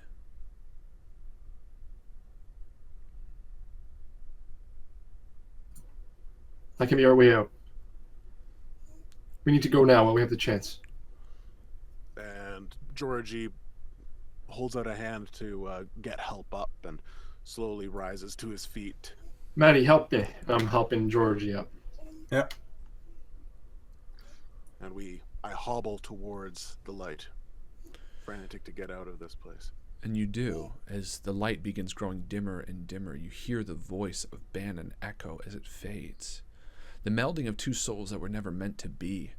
A woman endowed with power that was not her own. A witch by birth, spilling her blood on the bones of a madman, caked into a tree, created an unholy union within the grove in the Grimlands. A creature which escaped and caused havoc, but a creature that kept the fourth part of its soul safe within a cage. A part that was never meant to see the light of day. A part that you released from its own mortal coil. And as it died, Bannon died too, the same way you killed it the first time. As Tam barrels forward into the hole, Marie follows and Georgie follows. And Maddie, as you move towards the hole, your hand slaps down on an invisible barrier. Your three friends tumbling towards the light, moving towards their salvation, towards whatever end this tale has. And yet, you cannot move forward. Something binds you to the Grimlands, a piece of your soul that was gifted, a piece of your soul that is not given to you by choice, but by love, keeps you here as the fading light closes in around you, sealing you behind. The soul of Mary Laval and Daniel Bannon were infused at the time of her death. The witch, too young to understand her own power, sparked something deep within the gnarled and ancient oak tree that housed Bannon's soul, and thus a creature was born in those Grimlands. That creature was split, part Mary, a blackbird, part Bannon, a boogeyman. For centuries it toiled there, the creature keeping close watch on its bird counterpart, for both would need to be destroyed in order to end the reign of terror once and for all. As for Mary's soul, it was her, being carved in by her own father, each and every time, her body laden with the scars of his own murderous desire, that caused the vengeance to take the form that the boogeyman chose. The two were joined in fear, but were now free from one another, finally at rest. Once upon a time, in the small town of Harper's Hill, is a fruitful and joyful existence. From its peaceful, serene waterfront to its lavish forest just north of the town, to the ancient oak tree that sits in the center of Harper's Hill, which bears the carvings of lovers past. It is a town dedicated to the small village ideals of yesteryear, and because of it, it bustled with power and prosperity. And through the clever imaginings of four children, a creature that was long since dormant did not rise from the ashes of death to stalk those who carved into its wood. Instead, the spirit of Bannon and Laval did not merge, forever remaining separate. Each of you had your own stories to tell. Each of you continues to tell those stories to this day. Although what happens to Maddie Jacobs will forever remain a mystery. Perhaps a mystery to look into at another day. Ladies and gentlemen, that was GRIMM. Thank you so much for being with us. throughout this entire journey. Thank you so much to these guys who have breathed lives into these characters beyond what's possible. There were a lot of endings that could have happened, sincerely, and maybe a bit of a nudge towards this best ending was the case. But I'm really happy that it went this way. I think you guys did a fantastic job, and you told fantastic characters, you brought them to life, and I'm so happy and impressed and lucky to have you guys do such a fantastic job with the story, so thank you. Thank you for building a world for us to play in. No, it wasn't even me. It was brought to life through the characters and the characters alone. There's lots to tell more in the Grimlands, and I'm sure there might be questions, and I'm happy to answer them throughout the entire week that I'm on vacation. But at this point, it's 6 o'clock on a Saturday night, and I'm almost ready for a little bit of fucking D&D. So, ladies and gentlemen, I'm going to throw it in the next 2 minutes to the Hot Ones video challenge, leading into a half-hour video that Aisha has put together. And then we're going to be stopping the stream momentarily and starting it live around the table to show D&D. And I need, like, more beers and more energy drink and all that kind of stuff. Thank you so much for everyone. Thank you to Rin and Zia and Kellen, who have poured their interest into this story, and I'm sure there are questions, and believe me, I got answers for you that I'm excited to share now that this has sort of finally come to its closing. So thank you guys for making this interesting for us to do. Please consider donating to Extra Life. It's a cause that is so important to us, and it is something that that is really exciting. We're going to be auctioning off this disgusting Sweaty sock cast. duct tape. I was honestly thinking about doing that with Maddie's wig as well. Starting to smell really bad. You should do it. Ladies and gentlemen, I don't want to dwell on it because I want to continue going on, and I'm sure we'll be around the table rolling up characters and we can talk more about this. So without further ado, we're going to throw it to the Hot Ones challenge. Thank you to these guys. Thank you so much for doing all this. You guys are fucking cool. We'll see y'all soon. We'll see y'all very soon, within like the next hour or so. Same bat time. Same And bat what are we time, gonna do? Same bat channel. No one's gonna know. It's gonna be exciting. I hope you have a fantastic night, guys, and we will see you very, very soon. One more round of applause, maybe. Yeah, but I was gonna say we are literally gonna keep this on. I'm excited. Exciting. I'm excited. Guys, that's it. Have a great night, and as Chris always likes to say, We'll shortly see you around the table. you'll see you around the table, guys. Good night. All right, Chris, I will be there